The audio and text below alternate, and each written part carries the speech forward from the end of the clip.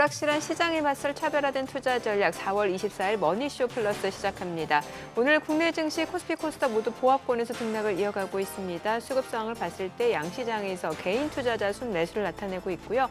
외국인과 기관은 지금 매도 우위를 보이고 있죠. 그렇습니다. 주요 기업들이 1분기 실적을 내놓았는데요. 주가에는 큰 영향을 주지 못하고 있습니다. 네, 아무래도 트럼프의 그러니까 미국의 관세 정책에 전 세계가 주목할 수밖에 없는 상황인데요. 오늘장에서 또 주목해볼 이슈, 실적 발표 결과까지 증시 토크에서 자세히 알아보겠고요. 간밤 뉴욕 증시 3대 지수 모두도 안도 랠리를 이어갔죠. 네, 그렇습니다. 트럼프 대통령이 시장 달래기에 나섰네요. 네, 백악관이 긍정적 메시지를 내놓으면서 미국과 중국 간의 갈등이 조금 완화되는 것 아닌가 하는 기대감도 생겨나고 있습니다. 시장은 어떻게 흘러갈지 뉴욕 인사이트에서 자세히 짚어보겠고요.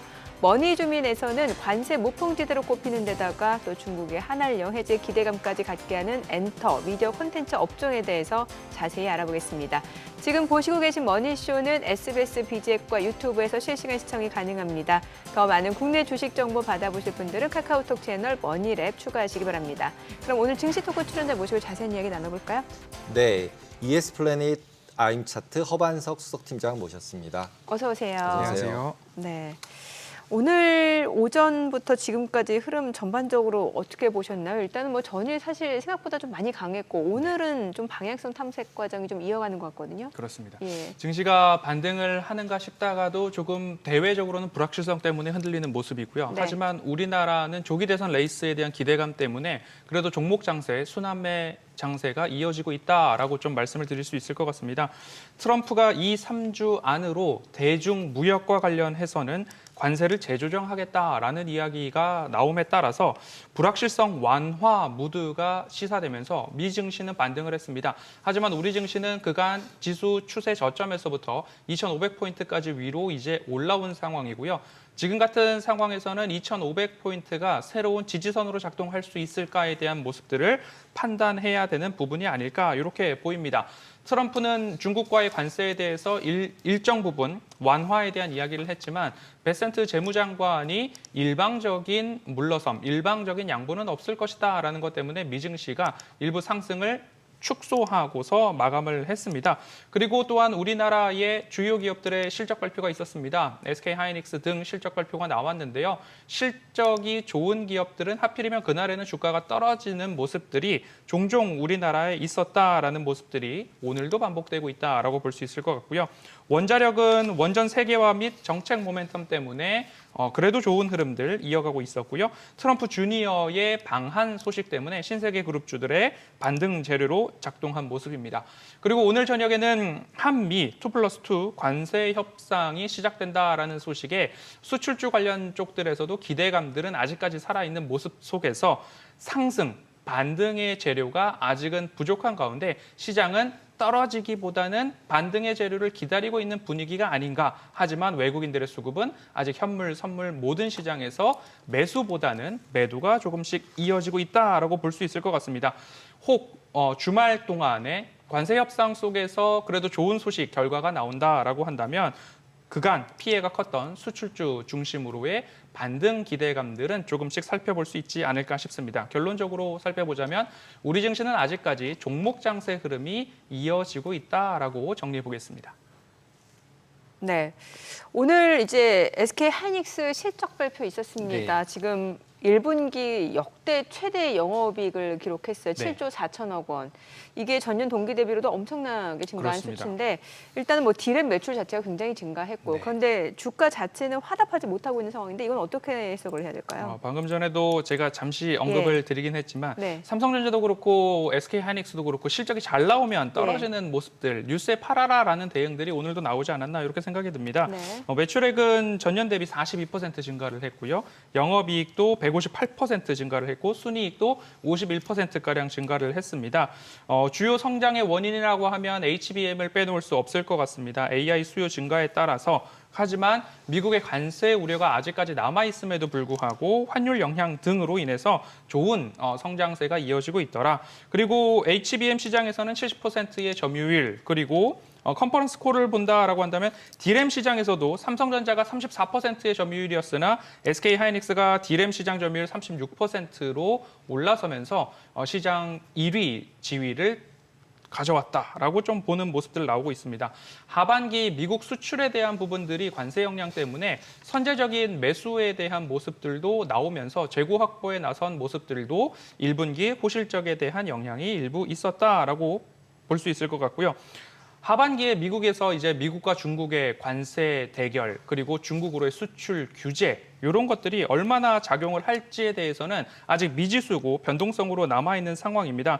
이런 불확실성들이 좋은 실적 나왔을 때 주가가 이 정도 반등이 나왔을 때 일단 일부는 챙겨보자라는 대응이 나오지 않았나 싶고요. 시장 전반적으로 선물 외국인들의 매도, 현물 시장에서도 외국인들의 매도 때문에 굳이 하방 압력이 강한 상황에서 실적 발표까지 나왔는데 물량을 그대로 비중을 그대로 유지하기보다는 일부 덜어냈다가 다시 담고자 하는 스마트 머니들의 움직임이 아닌가라고도 평가를 해볼 수 있을 것 같습니다. 앞으로도 글로벌 경기 불확실성, 미국 반도체 수입 규제 강화, 중국향 수출 통제 강화 이런 이야기들 때문에 투심이 조금만 안정이 된다면 다시 한번 하이닉스는 바닥을 다져갈 모습들, 결국에는 펀더멘털을 추종하는 머니들은 오히려 조정 시에 매수 대응을 하지 않을까, 곧 그 모습이 다시 한번 바닥 다지는 형상으로 나타나지 않을까 판단하고 있습니다. 현대차도 오늘 실적 발표를 했잖아요. 네, 그렇습니다. 아주 호실적으로 발표를 했는데도 결국 또 주가는 화답을 못하고 있는 네. 상태잖아요. 거기다 이제 선 투자를 이미 하기로 했는데 그 관세 영향이 어떻게 될지도 계속 이제 의문점이 들고 있고, 어저께 같은 경우 이제 관세 자동차 면제 준다 그랬다 또 아니라 그랬다가 네. 왔다 갔다 하고 있는데 그 부분은 어떻게 해석을 저희가 하면서 현대차 투자를 하는 게 좋을까요? 네, 정의선 회장께서 이제 트럼프 대통령과 함께 네, 사진도 찍고. 어마어마한 규모의 투자 발표를 했습니다. 그런데 그곳에서는 현대차는 그런 관세를 내지 않아도 될 거야라는 워딩이 있었음에도 불구하고 막상 관세율이 나타났을 때는 현대차든 아니든 다 동일하게 관세 발표가 나왔습니다. 그래서 트럼프 대통령 복귀 이후에 이제 미국에 수입되는 자동차에 대한 관세가 발표가 났습니다. 25% 관세부가 결정이 났는데요. 이를 두고서 이제 현대차는 현지 생산 능력을 확대해야 된다라는 이야기 때문에 연간 120만 대를 생산할 수 있는 루이지애나의 저탄소 자동차 강판을 생산할 수 있는 제철소도 건설하겠다라는 등 공급망 강화 계획을 발표를 했습니다. 그리고 마찬가지로 관세 부과를 앞두고서 미리 재고를 확보하고자 하는 선구매 수요가 1분기 호실적으로도 작동을 했지 않은가 이렇게 평가가 되는데요.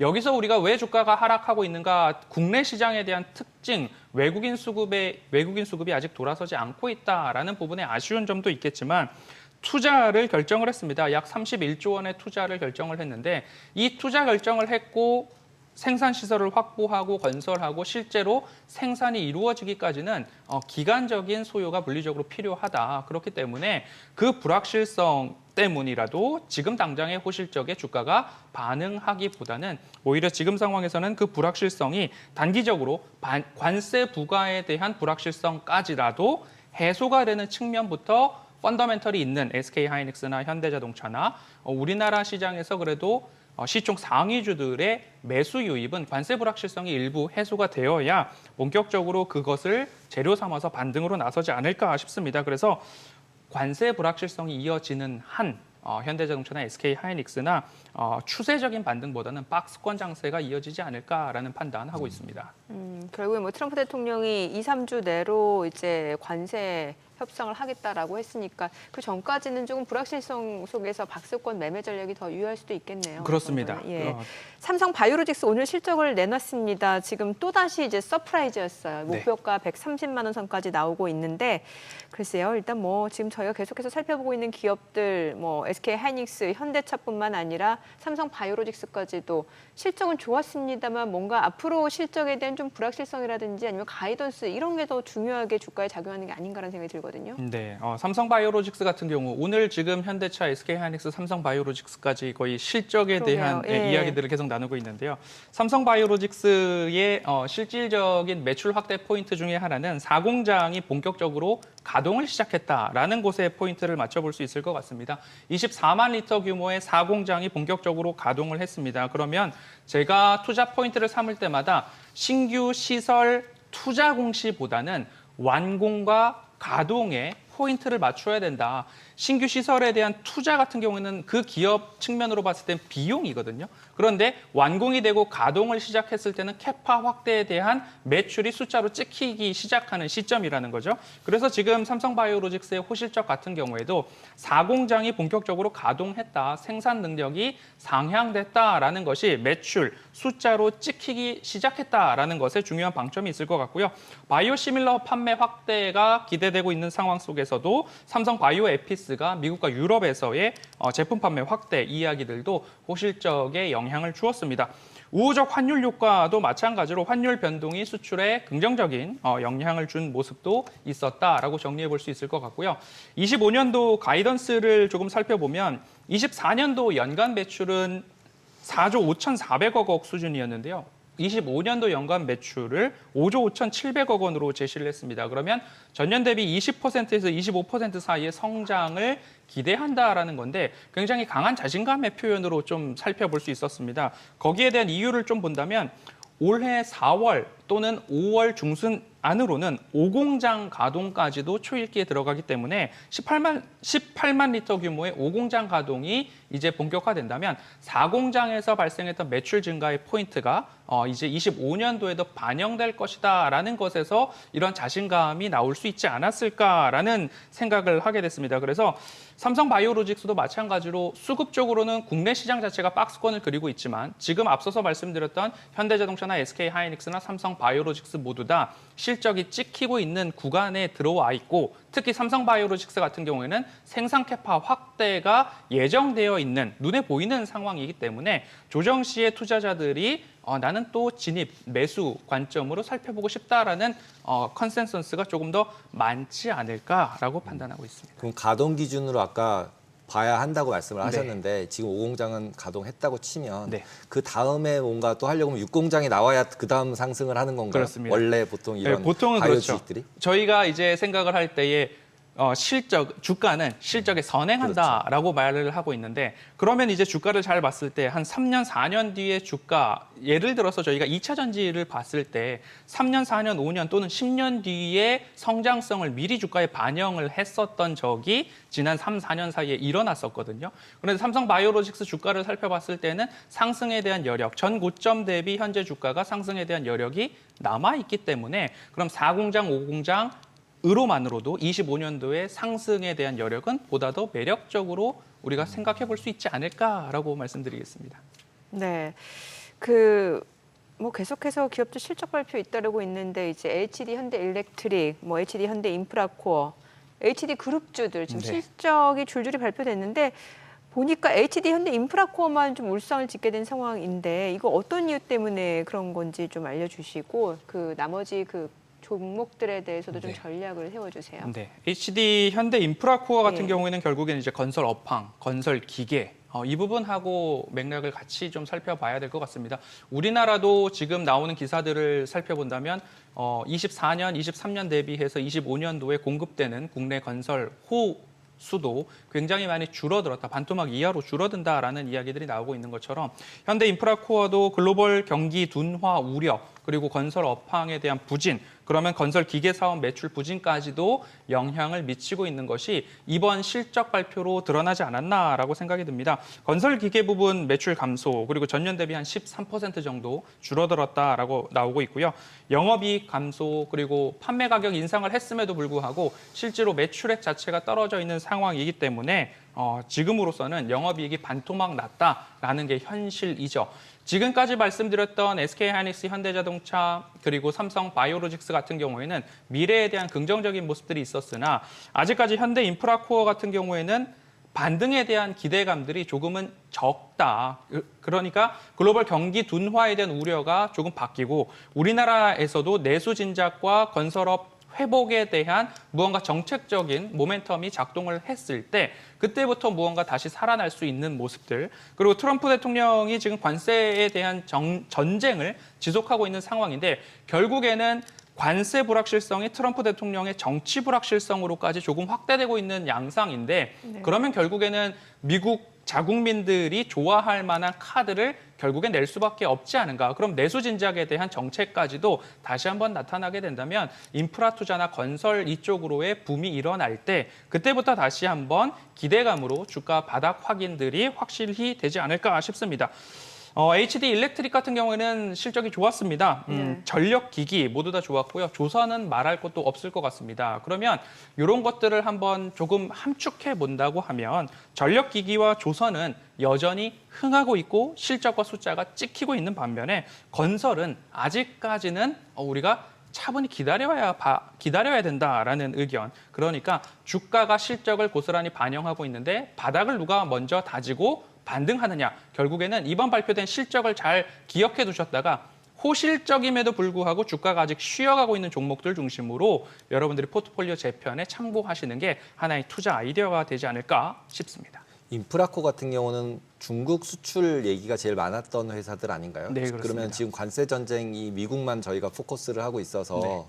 어떻게 되는지 모르겠는데 보통 현대 인프라코 같은 경우 그러면 중국 수출이 굉장히 안 좋은 상황인가요? 지금 현재가? 그러니까 우리가 생각하기에 미국과 중국이 관세 전쟁을 하고 있는데 사실 중국이 버틸만 해서 버티는 게 아니라 사실은 버티기가 굉장히 어려운 상황임에도 불구하고 미국과 지금 대립각을 세우고 있는 상황이라서 중국에 대한 수출 여력은 미국과의 수출 관세 전쟁이 모두가 완화된다라고 한다면 자연히 조금 회복될 수 있는데 미국보다 중국은 상황이 더 안 좋다. 더 안 좋다. 예, 이렇게 정리하겠습니다. 오늘 이제 신세계 그룹주들이 좀 많이 올랐어요. 뭐 이마트라든지 신세계, 뭐 신세계 인터내셔널. 그런데 이게 이제 트럼프 대통령의 장남, 그 트럼프 주니어가 이제 다음 주에 우리나라 방문하게 되죠. 네. 정용진 회장하고 굉장히 사이가 좋다면서요. 그런 겁니다. 지난 1월달 트럼프 대통령 취임식 때도 그 트럼프 주니어가 초청을 해서 네. 정용진 회장도 갔잖아요. 그렇습니다. 근데 이번에 이제 역으로 온단 말이죠. 네. 그런다는 이유로 네. 이 신세계 그룹주가 올라가는 거는 어떻게 보세요? 사실 이러한 재료를 가지고서라도 예. 주가 반등에 빌미가 되어준다라고 한다면 투자자들이나 보유하고 계시는 주주분들께서는 네. 좋은 일이라고 생각이 듭니다. 그런데 방한 일정에 대해서 살펴보면 새벽에 들어왔다 저녁 또는 그 다음날 새벽에 다시 출국하게 되는 굉장히 되게 짧게 오는, 빠듯한 네. 일정이라고 현재까지는 제가 확인을 했는데요.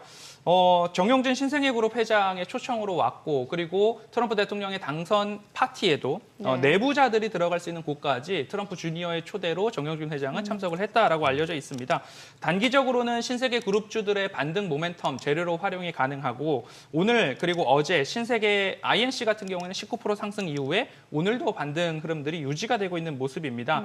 그런데 여기서 포인트 중에 하나는 단기적인 인맥과 이런 인사들 간의 교류 때문에 주가가 추세적인 반등을 보이는 것은 사실상 어려운 상황이고요.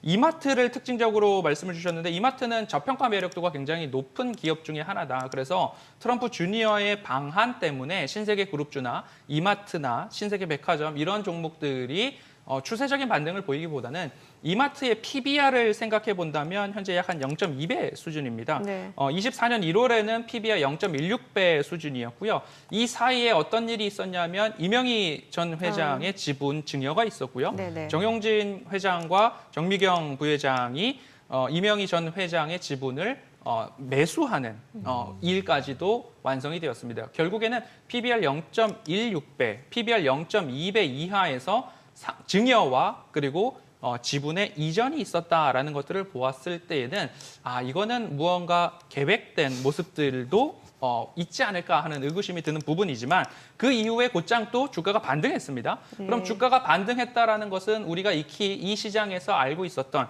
가장 저렴할 때 상속 증여가 일어나고 그리고 나서 반등이 나오고 있더라. 아직도 이마트는 우리나라에 보유하고 있는 자산 가치, 부동산 가치가 어마어마한 상황이고요. 그리고 SKC, 스타벅스 커피 코리아 같은 경우에도 영업이익이 줄어들기는 했지만 꾸준한 캐시카우 역할을 하고 있는 상황이고요.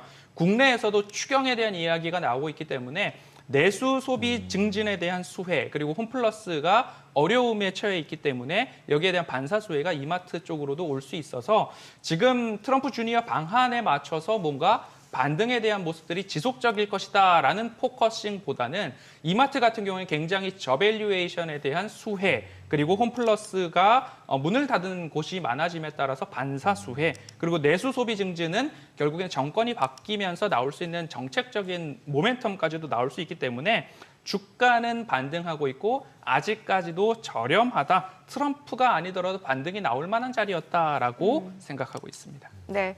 지금 시각 3시 21분 향해 갑니다. 오늘 양시장 마감 호가 상황 체크해 보겠습니다. 먼저 코스피부터 좀 볼게요. 오늘 0.3% 하락 마감 예상되고요. 예상 체결 지수 2,530포인트, 0.2%.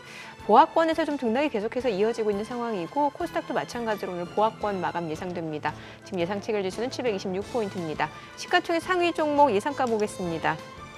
삼성전자 오늘 0.5% 상승 마감 예상되고요. 지금 호가는 56,000원. 그리고 SK하이닉스 1분기 실적 역대였습니다. 지금 영업이익이 7조 4천억 원. 그리고 디램 매출이 굉장히 증가한 것으로 나타났습니다만 주가 자체는 일단은 뭐 1%가량 하락 마감 예상되고요. 지금 호가는 17만 9천 원이죠. LG 에너지솔루션도 2% 하락 마감 예상됩니다. 예상가 34만 2천 원. 삼성 바이오로직스도 오늘 호실적 발표했습니다. 그럼에도 주가는 1% 하락 마감 예상되고 지금 예상가가 105만 4천 원으로 집계가 되고 있고요. 현대차도 오늘 실적 발표했죠.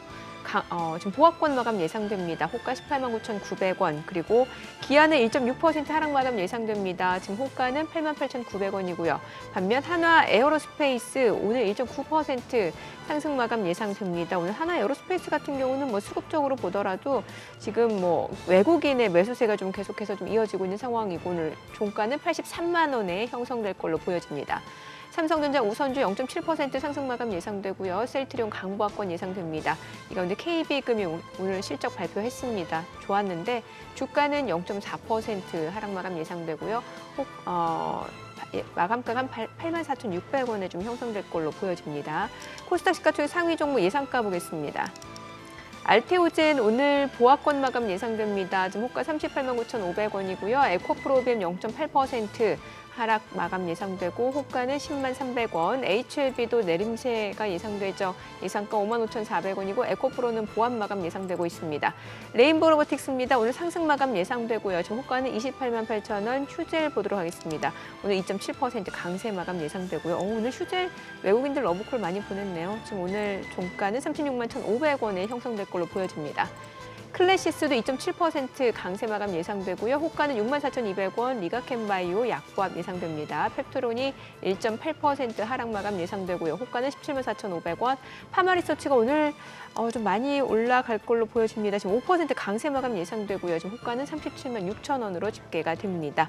자, 이제 마감까지 한 6분여가량 남았는데 오늘 뭐 보합권이긴 합니다만 확실히 시장 자체는 좀 보합권이다 하더라도 종목별로는 뭐 지금 호재가 있거나 재료가 있거나 정말 종목 장세네요, 지금은. 네, 지난번에 계속 나와서 네. 전문가분들이 지수보다는 종목이라고 맞아요. 얘기를 네. 주셨는데 그런 것 같습니다. 네.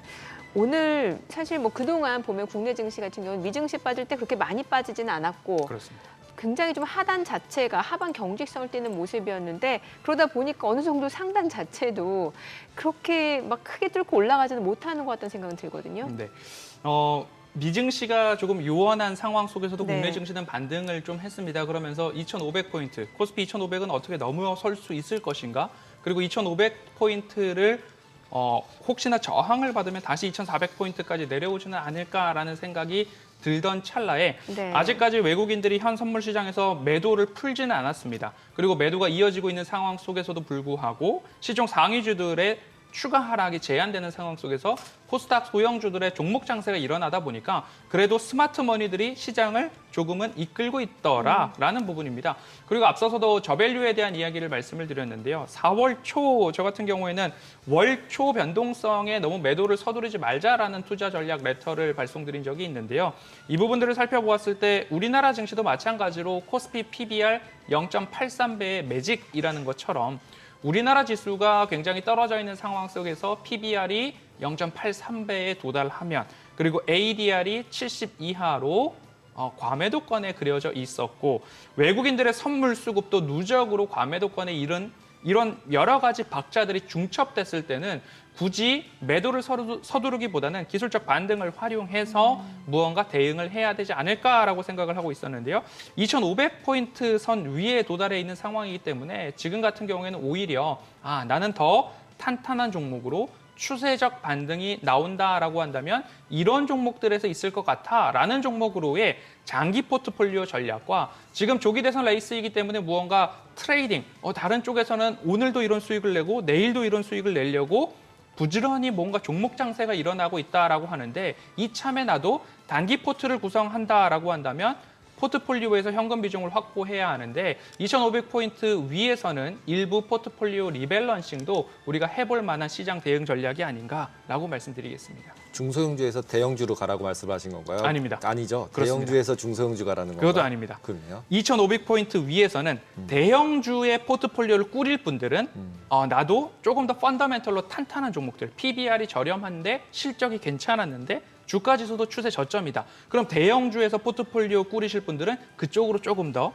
대형주 포트를 구성하시고 그 PBR이 낮고 좀 주가가 싼 섹터가 뭐예요? 그렇게 치면은 조선하고 아니면은 이제 방산 이쪽은 아닌 거예요? 이제 PBR만 보신다면 지금 말씀드렸던 뭐 이마트 이런 자산주들이 좀 될 수 있을 것 같고요. 그런데 이제 제가 PBR을 설명하기 편하기 위해서 좀 저밸류에이션의 통칭으로 사용을 하기는 네. 했습니다만 오늘 같은 경우에는 실적은 잘 나왔는데 주가가 전고점 대비 많이 떨어져 있는 종목들이 있을 겁니다.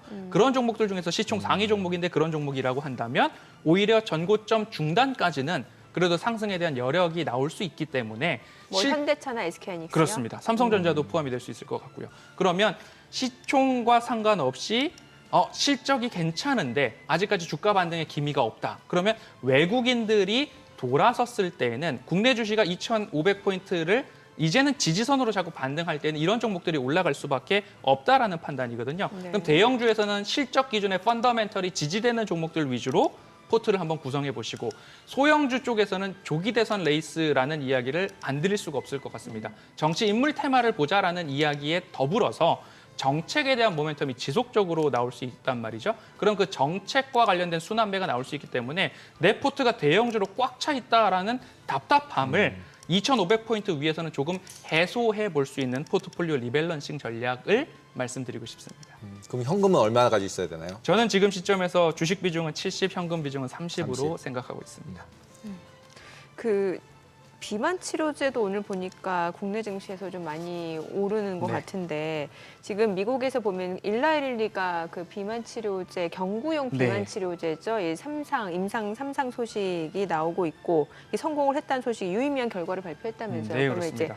올해 말에 이제 FDA 승인 신청을 네. 지금 앞두고 있는 상황이고 또 뭐 노보노디스크도 지금 경쟁사잖아요. 네. 그럼 우리나라 실제로 비만 치료제 업체들은 상황이 어때요? 우리나라 비만 치료제는 저는 코로나 때를 조금 한번 다시 복귀해 코로나? 보고 싶은데요. 네. 코로나 때 우리도 백신 개발한다고 했을 때 주가가 10배, 50배까지 막 오르는 기현상들이 나타났는데 사실 국내 코로나 백신이 국내에서 유통되거나 해외에 수출되거나 하는 모습들은 없었습니다.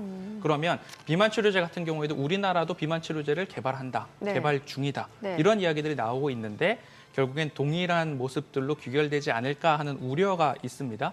그러면 글로벌 빅파마들이 지금 진행하고 있는 비만 치료제, 주사제든 경구용 치료제든 효능이 나타나고 있는 상황이고요. 국내 유명 인사들도 위고비를 주사제를 사용을 해서 네. 엄청난 체중 감량한 모습들이 나타나고 있는 상황입니다. 그럼 경구용 쪽에서는 국내에서 투자 포인트를 어떻게 삼을 수 있을까? 그러면 코로나 때 당시에도 유통체인, 콜드체인 같은 경우에는 실질적으로 매출이 뜨는 쪽들이었거든요. 그럼 비만 치료제 같은 경우에도 국내에서는 펩트론 같은 경우가 일라이릴리와 플랫폼 기술 평가 계약을 체결한 이력이 있는 기업이기 때문에 얼마 전에 근데 그 잦은 임상 취소한 거는 왜 그런 거예요? 그 부분 같은 경우에는 경쟁력의 측면이나 장기적으로 봤을 때 효용 가치가 떨어진다라는 자체적인 판단, 내부적인 판단이 분명히 있었기 때문에 어쩔 수 없는 그런 결정을 했다라고 생각이 듭니다. 네. 그래서 실질적으로 일라일리나 빅파마들과의 체결 또는 시너지가 있었던 그러면 결국에는 제약 바이오는 저희가 마감하고 조금 더 알겠습니다. 들어보도록 하겠습니다. 오늘 국내 증시 마감 상황 함께 확인해 보시죠. 마감합니다.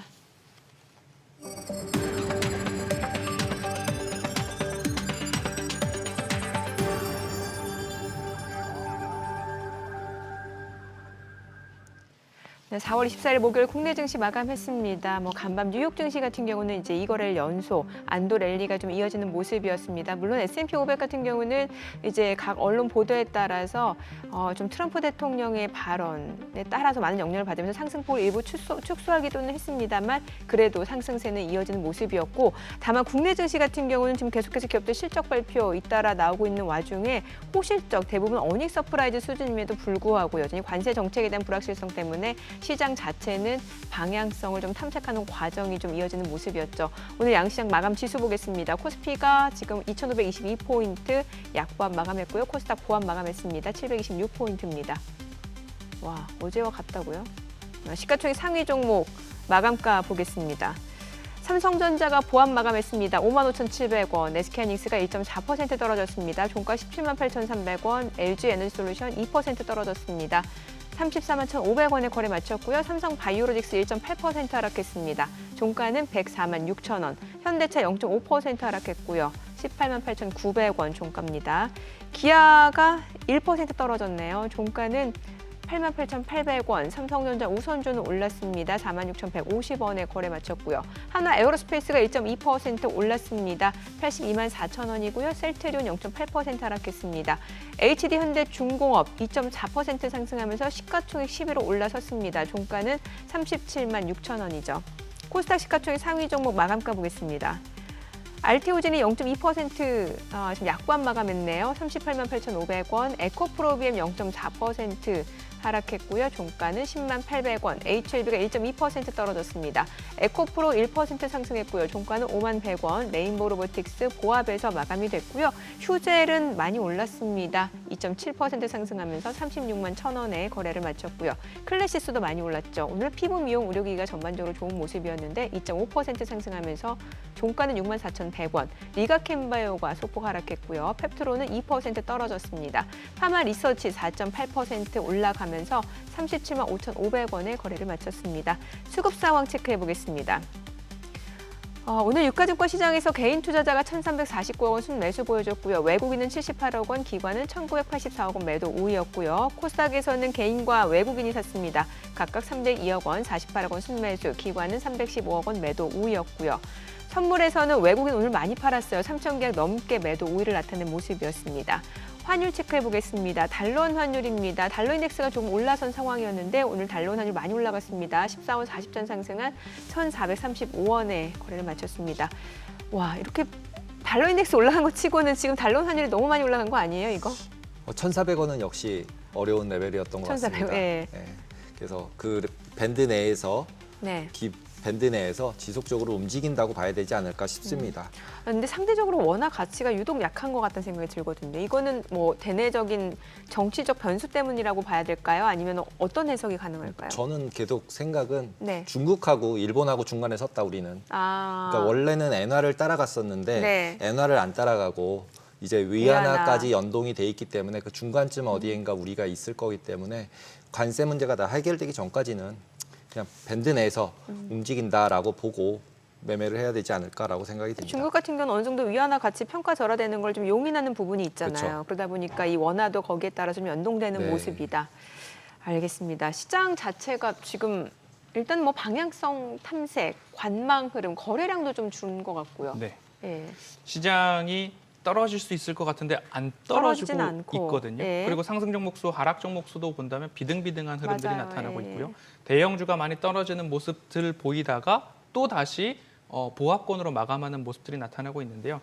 결국엔 제가 보는 관점에서 외국인들의 과매도권에 속해 있기 때문에 추가적인 하락에 대한 압박, 네. 심리적인 압박은 있어도 실질적으로 매물이 많이 투하되는 구간들은 얼추 소화가 되지 않았나라는 생각이고요. 시중 상위주들에 있어서는 추가적인 매수가 많이 들어오고 있지는 않지만 지속적으로 제가 말씀드리는 게 5월 대선까지는 이 조기 대선에 대한 테마성 장세, 다른 말로 하면 종목 장세가 계속 지속될 네. 거다라고 보여지거든요. 그럼 여기에서 거래가 수반되고 지수에 대한 등락을 조금 완화시켜주는 모습들이 지속적으로 나올 것 같고요.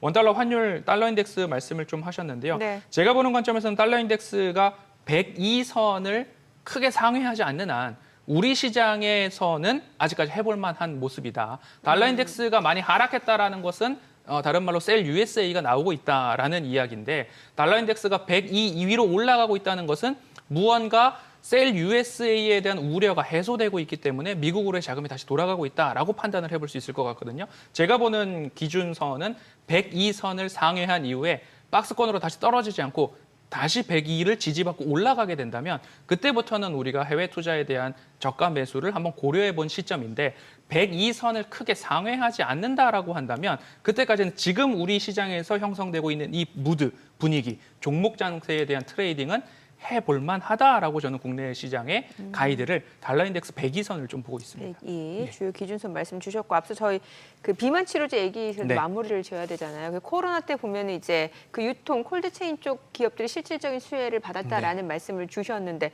그럼 우리나라 비만 치료제 업체 중에서는 어떤 기업들이 실질적으로 매출과 연관될 수 있다라고 볼 수 있을까요? 어제하고 오늘도 주가에서 좀 예. 반응이 나오고 있는 것 같은데요. D&D 파마텍 같은 경우에도 경구용 비만 치료제를 개발하고 있다라고 하는데 동반 이 섹터에 대한 수혜로 반등이 좀 그래요? 나오고요. 인벤티지랩도 경구용 비만 치료제 플랫폼 기술 개발을 하고 있고 전임상 데이터가 곧 나온다라는 소식에 주가가 강세 흐름들을 보였습니다. 그리고 펩트론 같은 경우에도 일라이릴리와 플랫폼 개발, 평가 계약이 있었던 이력이 있기 때문에 저는 경구용 비만 치료제 한다면 이 세 종목 정도를 관심권에다가 두고 볼 필요가 있지 않은가라고 생각하고 있습니다. 근데 지난주 같은 경우 이제 화이자 같은 경우가 경구용 비만 치료제를 아예 포기하는 네. 발표를 했잖아요. 네. 그러면서 오히려 일라이릴린 더 올라가고. 네. 맞아요. 이렇게 화이자 같이 큰 회사들도 빅파마들도 포기하는데 네.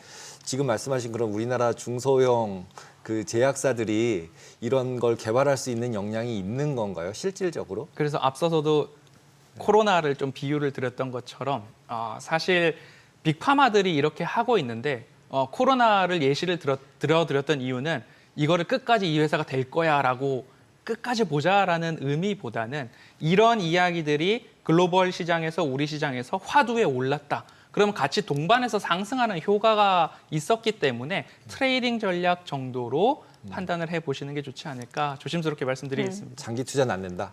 네. 저는 그렇게 생각하고 있습니다. 네. HK 이노ዌ는 원래 건강기능식품 만드는 회사 아니에요? 그렇습니다. 하지만 이제 K캡 같은 경우에는 또 굉장한 역량이 있었고 조금 오래 걸렸습니다. 오래 걸렸지만 결국엔 효과가 나타났다라고 보시면 좋겠습니다. 알겠습니다. 오늘 내용 잘 들었습니다. 고맙습니다.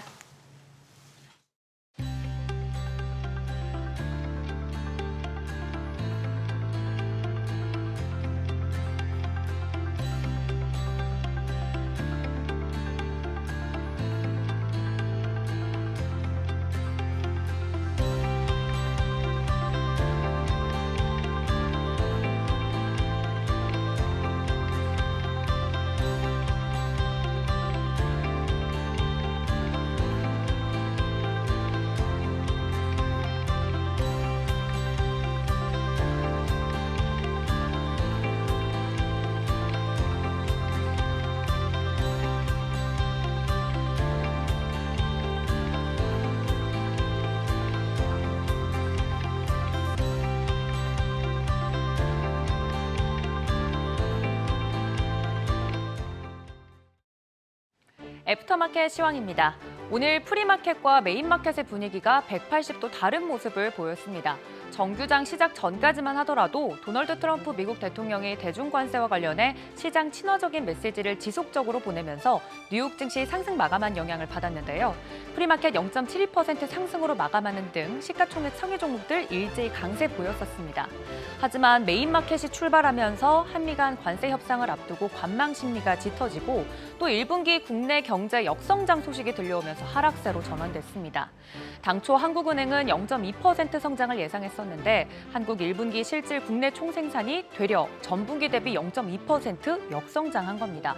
이 배경에는 정치 불확실성 장기화, 미국 관세 정책 우려에 따른 경제 심리 위축, 그리고 영남권 산불 발생 등이 원인으로 꼽히고 있습니다. 한편 개장 전 호실적을 발표한 SK하이닉스 장 초반 하락세를 피할 수 없었는데요. 실적 자체는 앞서서 짚어주신 것처럼 굉장히 좋았습니다. 올해 1분기 영업이익이 7조 4,405억 원으로 지난해 동기보다 157.8% 증가했고요. 매출은 지난해 동기 대비 41.9% 증가했습니다. 인공지능 시대 필수제로 떠오른 고대역 폭 메모리 HBM이 수요가 커지면서 호실적을 이어간 겁니다. 이번 매출과 영업이익은 분기 기준으로 역대 최고 실적을 달성했던 지난해 4분기에 이어 역대 두 번째로 높은 성과입니다. 그럼에도 불구하고 시장 분위기에 따라 메인마켓 그리고 정규장에서는 하락세를 보였는데요. 그래도 오후 들어서 지수 자체는 낙폭을 많이 줄여가는 모습이었는데 바톤을 이어받은 애프터마켓은 상황이 어떤지 살펴보겠습니다. 네, 먼저 코스피 시총 상위 종목들 살펴보도록 하겠습니다. 삼성전자 보합권에서 움직이면서 55,700원 선 지나가고 있고요. 대부분 호실적을 발표한 기업들도 현재 하락세를 피하기 어렵습니다. SK하이닉스 1.55% 하락하면서 178,200원에 LG에너지솔루션도 2%대 하락폭 보이고 있고요. 호실적 발표했던 삼성바이오로직스, 현대차 각각 2%와 0.58% 하락으로 움직이고 있습니다. 이어서 코스닥 시총 상위 종목들도 살펴보도록 하겠습니다. 유일하게 빨간불 켜고 있는 종목이 에코프로인데요. 1% 상승하면서 51,100원 선의 움직임 보이고 있고 알테오젠도 0.26%, HLB도 1.43% 하락하면서 움직임 현재 보이고 있습니다. 마지막으로 로봇주 레인보우 로보틱스까지 0.17% 약세 흐름 보이고 있습니다. 오늘 밤 한미 2+2 통상협의가 열릴 예정입니다. 협의 결과에 따라 단기적으로 시장의 변동성이 더 커질 가능성이 있어서 애프터마켓 마감까지 시장 동향 체크해 보시면 좋겠습니다. 애프터마켓 브리핑이었습니다.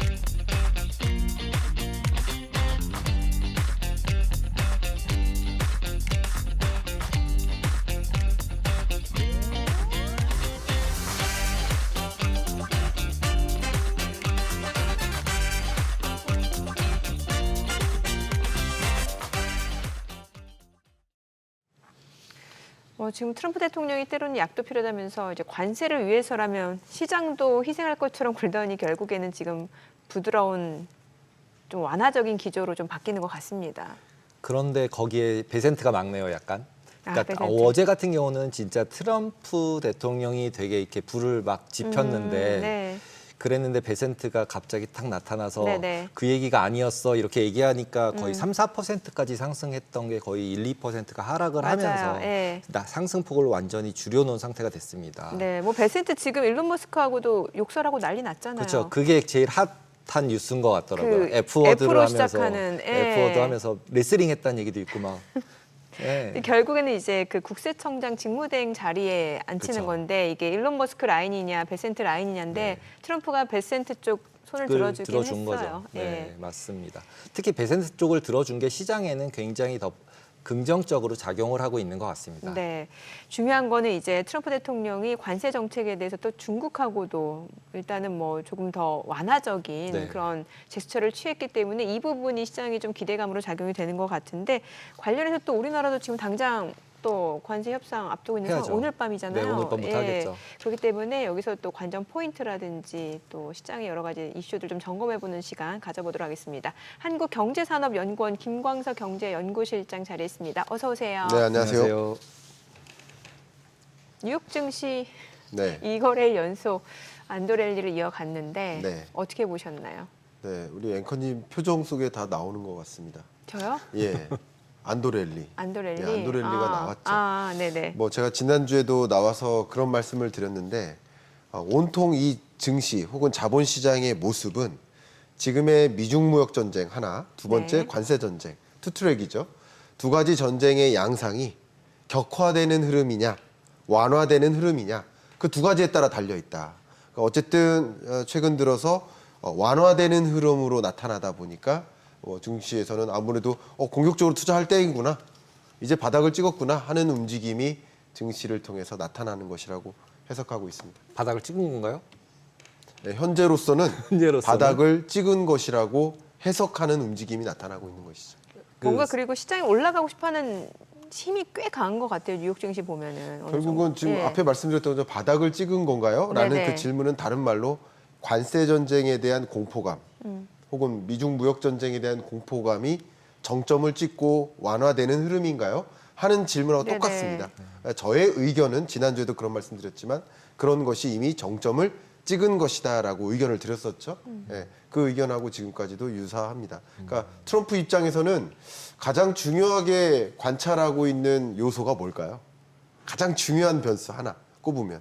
트럼프 입장에서. 예, 트럼프는 직업 구분으로 뭡니까? 부동산 업자이기 때문에 금리가 제일 중요한 거 아닌가요?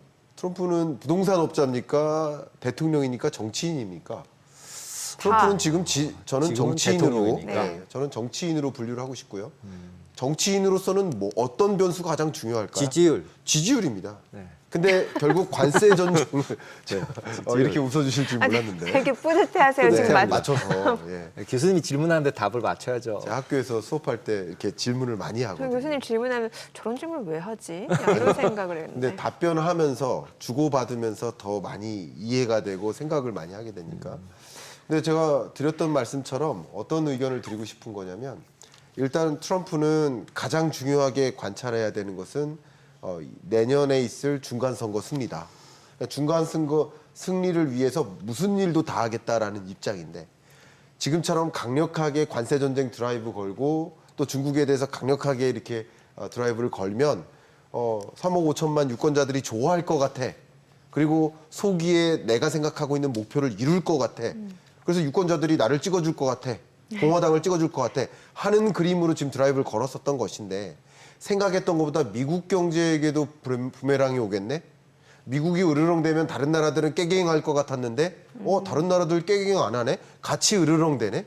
그러면 나름 미국 경제에도 충격이 올 수 있겠네 하는 것들을 우려하는 범국민적 움직임들이 지지율로서 나타난 것이고 그래서 이제는 중간선거를 위해서라도 어쨌든 한 발 물러서야겠다. 꼬리를 좀 내려야겠다. 오히려 다급해진 입장이라고 저는 해석을 하고 있습니다. 저는 반대로 중간 선거나 이걸 보는 게 아니라 트럼프는 일단 대통령 두 번째잖아요. 네. 그리고 초기에 나타났을 때 노벨 평화상을 타겠다는 네. 뭐 이런 얘기를 한 게 이제 나이도 있으시고 하니까 위인전에 남고 싶기 때문에 진짜 미국을 구하는 사람, 네. 국가를 구하는 사람 이렇게 정치 표를 위해서 일을 하다 보면 국가가 망가질 수 있잖아요, 솔직히. 그렇죠. 경제가 망가질 수 있고. 그래서 자기 나름대로는 내가 피해를 보면서 내가 욕을 먹으면서 미국을 장기적으로 살리는 나라를 만들고 싶어. 그리고 내가 나중에 위인전에 남는 사람이 되고 싶어. 이렇게 전략을 세웠으면 이제 바닥이 더 밑에일 것 같은 거죠. 이제 네. 대부분 봤을 때. 네. 지금 말씀하신 것처럼 표만 딱 봤을 때는 이제 여기서 반등을 하는 게 맞는 것 같은데 저분이 표가 아니라 위인이 되고 싶으시면은 이제 더 맞아봐라 이럴 것 같아서 굉장히 부담스러운 사기가 부담스러운 느낌이 좀 있는데 교수님은 어떻게 생각하세요? 뭐 여러 가지 뭐 생각들을 해볼 수 있겠습니다만 네. 위인전에 남는 방법은 여러 가지죠. 뭐 중국을 정말 사라지게 만든다. 네, 그런 거죠. 대만을 내 것으로 만든다. 뭐 그래도 위인전, 미국 위인전에 남겠죠. 그쵸. 근데 세계 역사적인 위인전에 남겠다라는 욕심이면 뭐 그 안에 노벨 평화상이 있겠죠. 저도 그 부분도 그 시나리오도 배제할 수는 없다고 생각합니다. 그런데 트럼프 입장에서 만약에 중간 선거마저 지면 레임덕이 너무나 빨리 찾아옵니다. 그렇죠. 예. 너무나 빨리 찾아오기 때문에 남은 2년이 힘들어져요.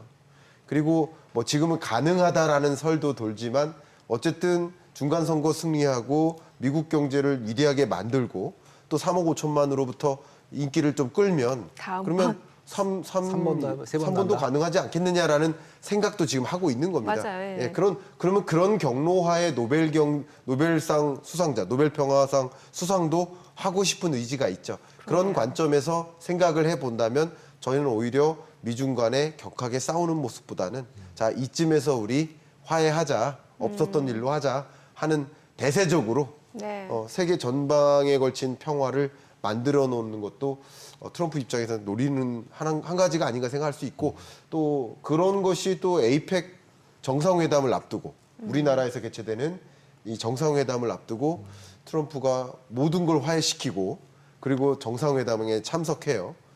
러시아 푸틴 대통령도 공동 참석을 합니다. 시진핑은 당연히 다음 기수니까 참석합니다. 원래 다음 개최국의 정상은 참석하게 되어 있거든요. 그리고 푸틴까지 데려온다면 김정은 위원장도 올 수 있죠. 그러니까 트럼프는 가장 그림 그리고 있는 모습 중에 그렇게만 한다면 정말 말 그대로 에이펙 정상회담에서 푸틴, 김정은, 시진핑 모두가 함께 빙그레 치즈하면서 사진을 찍는다면 노벨 평화상 수상자로서 뭔가 정말 전쟁을 멈추고요. 중동 전쟁이라든가 러우 전쟁이라든가 이런 여러 전쟁들 정말 멈추면서 그런 움직임을 이끌어 나간다면 노벨 평화상 후보군은 분명히 될 거라고 생각합니다. 어저께 트위터 X 같은 경우도 오히려 관세 얘기나 경제 얘기 안 하고 네. 갑자기 우크라이나 얘기하면서 월스트리트저널 쓴 거 아니다 이런 얘기를 트위터를 날렸더라고요. 그래서 무슨 트위터를 또 하시나 이렇게 열심히 봤더니 관세 얘기 안 하더라고요. 네, 그렇습니다. 그리고 갑자기 우크라이나로 가셨더라고요. 그러니까 이제는 전쟁을 이제 점차 완화시키고 전쟁을 이제 종전시키고 그리고 세계 대평화를 갑자기 이루는 거죠. 그렇죠. 뭐든지 제가 지난주에도 그런 말씀드렸는데 뭐든지 극에 달하다가 극적 화해로 가는 거거든요. 그러니까 지지부진하게 싸우다가는 화해할 일도 없는 거예요. 그냥 안 좋게 지내는 거예요. 근데 극단적으로 이렇게 싸우다가 급격히 또 화해하는 모드로 전환될 수 있지 않을까. 저는 그렇게 보고 있었는데 지금까지는 저는 그런 흐름이라고 생각하고 있습니다. 네. 지금 일단 관세와 관련해서 얘기 나오는 것들이 좀 약간 왔다 갔다 해요. 네. 지금 간밤 뉴욕 증시에서 처음에 뭐 나왔던 얘기는 이제 월스트리트 저널에서는 대중 관세가 뭐 50에서 65%로 낮아질 수 있다 이런 얘기가 나왔더니 네. 바로 이제 CNBC에서 그런 적 없다. 네. 이거는 이제 같이 양국이 그러니까 미국하고 중국이 상호 하에 예. 인하하는 거지 트럼프가 일방적으로 인하 그렇게 하지 않는다라고 얘기를 했고 네. 또 파이낸셜 타임스에서는 자동차 부품에 대해서는 관세 면제를 검토 중이다라는 이런 소식까지 나오는데 이건 또 카더라라는 얘기도 있어서 뭐가 네. 뭔지 모르겠어요. 지금은 가짜 뉴스도 진짜 뉴스일 수 있다라는 결국에 또 생각까지. 지나고 보면 맞는 경우도 그렇죠. 있었으니까요. 예. 이걸 이제 추정을 해본다면 네. 이게 가짜 뉴스인가 어디까지가 진짜인가를 그러니까요. 확인할 방법은 현재로서는 없어요. 예. 근데 이런 여러 가지 경우를 추정을 해본다면 추정. 저는 이렇게 보고 있습니다. 네. 어쨌든 논의가 집중적으로 이루어지는 건 사실이다. 그러니까 이런 말들이 나오는 그렇죠. 거다. 예. 그러니까 이 여러 언론사들이 직접 그 전해 듣는 소식통이 다른 거죠. 맞아요. 뭐 백악관 관계자 그렇죠. 이런 식으로 나오는데 그게 다 다르다라는 그 거죠. 트럼프를 통한 이야기인지 예. 아니면 뭐 이 설계자인지 베센트인지 아니면 그밖에 백악관 여러 고위직 직원인지 네. 그거는 아직 알 수 없어요. 예. 근데 저마다 끈이 다른 겁니다. 예. 그렇기 때문에 논의된 결과물이 자기 측 입장을 조금 더 이렇게 논의되고 있어 라는 그런 표현을 조금 더 적극적으로 논의됐다는 식으로 기사화하는 경향이 있지 않을까 이런 생각이고 그러니까 이런 것을 종합해보면 저는 어쨌든 관세 전쟁을 더 격화시키기보다는 완화하는 방향으로 가자라는 논의가 백악관 내에서 집중적으로 이루어지고 있다라고 해석을 하고 싶습니다. 확실히 분위기가 많이 부드러워지긴 했네요. 그렇습니다. 예. 맞는 것 같습니다. 근데 약간 이런 가짜 뉴스 뿌리는 거에 대해서는 네.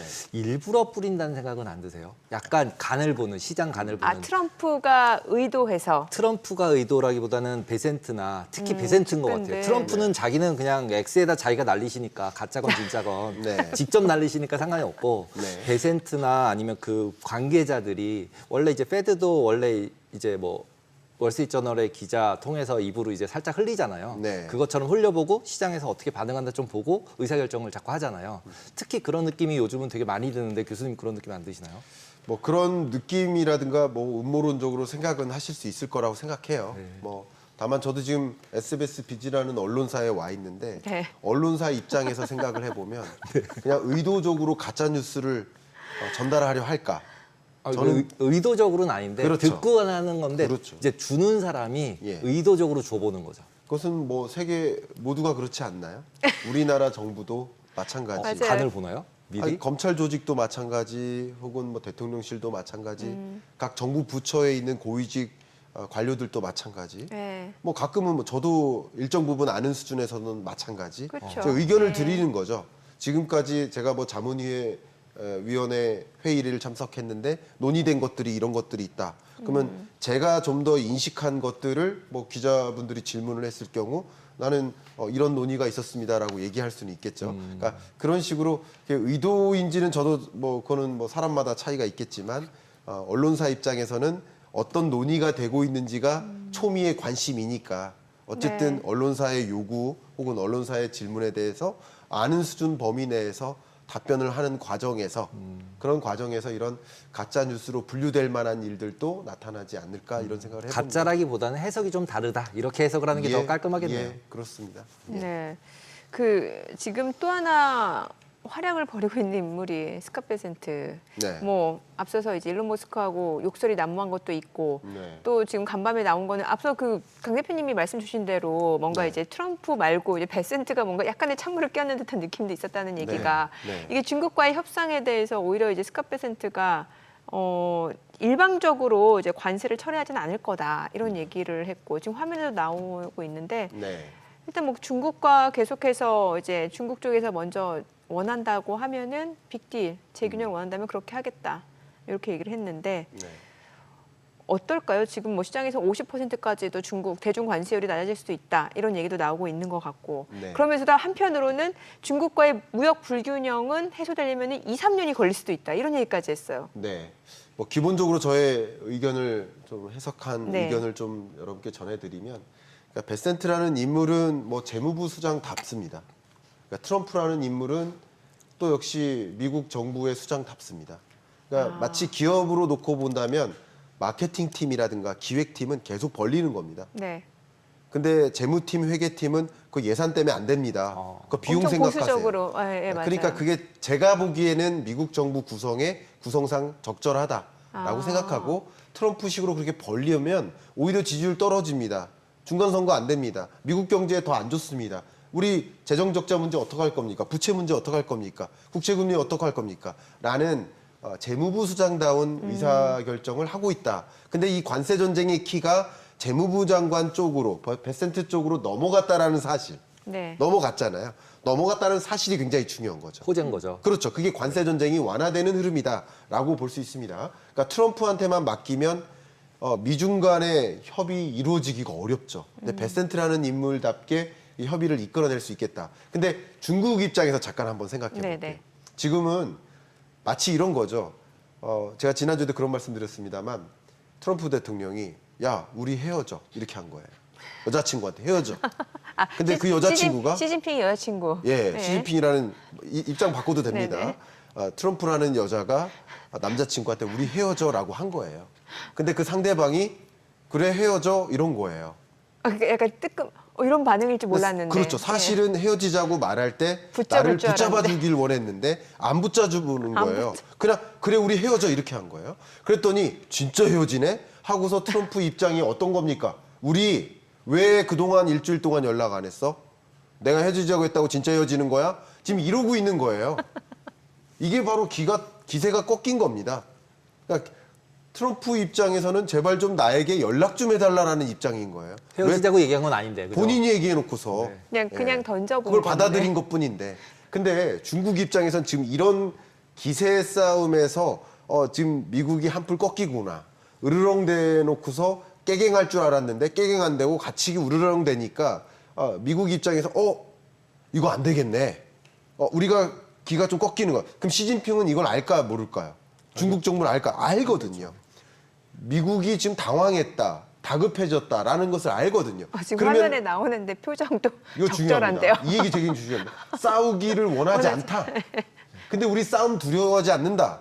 이런 표현을 쓰고 있고 지금 협상의 제스처를 전혀 안 보내고 있습니다. 어쩜 어떤 저런 전략일까요? 표정을 딱 캡처를 원래 했을까? 싸우면 말 안 하는 사람이 이기는 사람이잖아요. 지금 이기고 있는 겁니다. 그래서. 네. 그러니까 제가 여러분들 또 이렇게 얘기하면 친중 아닙니까? 이렇게 얘기하면 친중이 아니라요. 지금 이 기세 싸움에서 중국이 좀 우세를 갖고 있는 겁니다. 그러니까 여러 가지 심리를 카드가. 파악했을 때. 그런 거고 지금은 중국 입장에선 지연 전략을 펼치는 겁니다. 현재 지연 전략. 네. 계속 협상 전화 안 하고 전화도 안 받아주고 아무 말도 없는 거예요. 무응답인 거예요. 그러니까 더 불안하죠. 지금 그런 입장이라고 저는 해석을 하고요.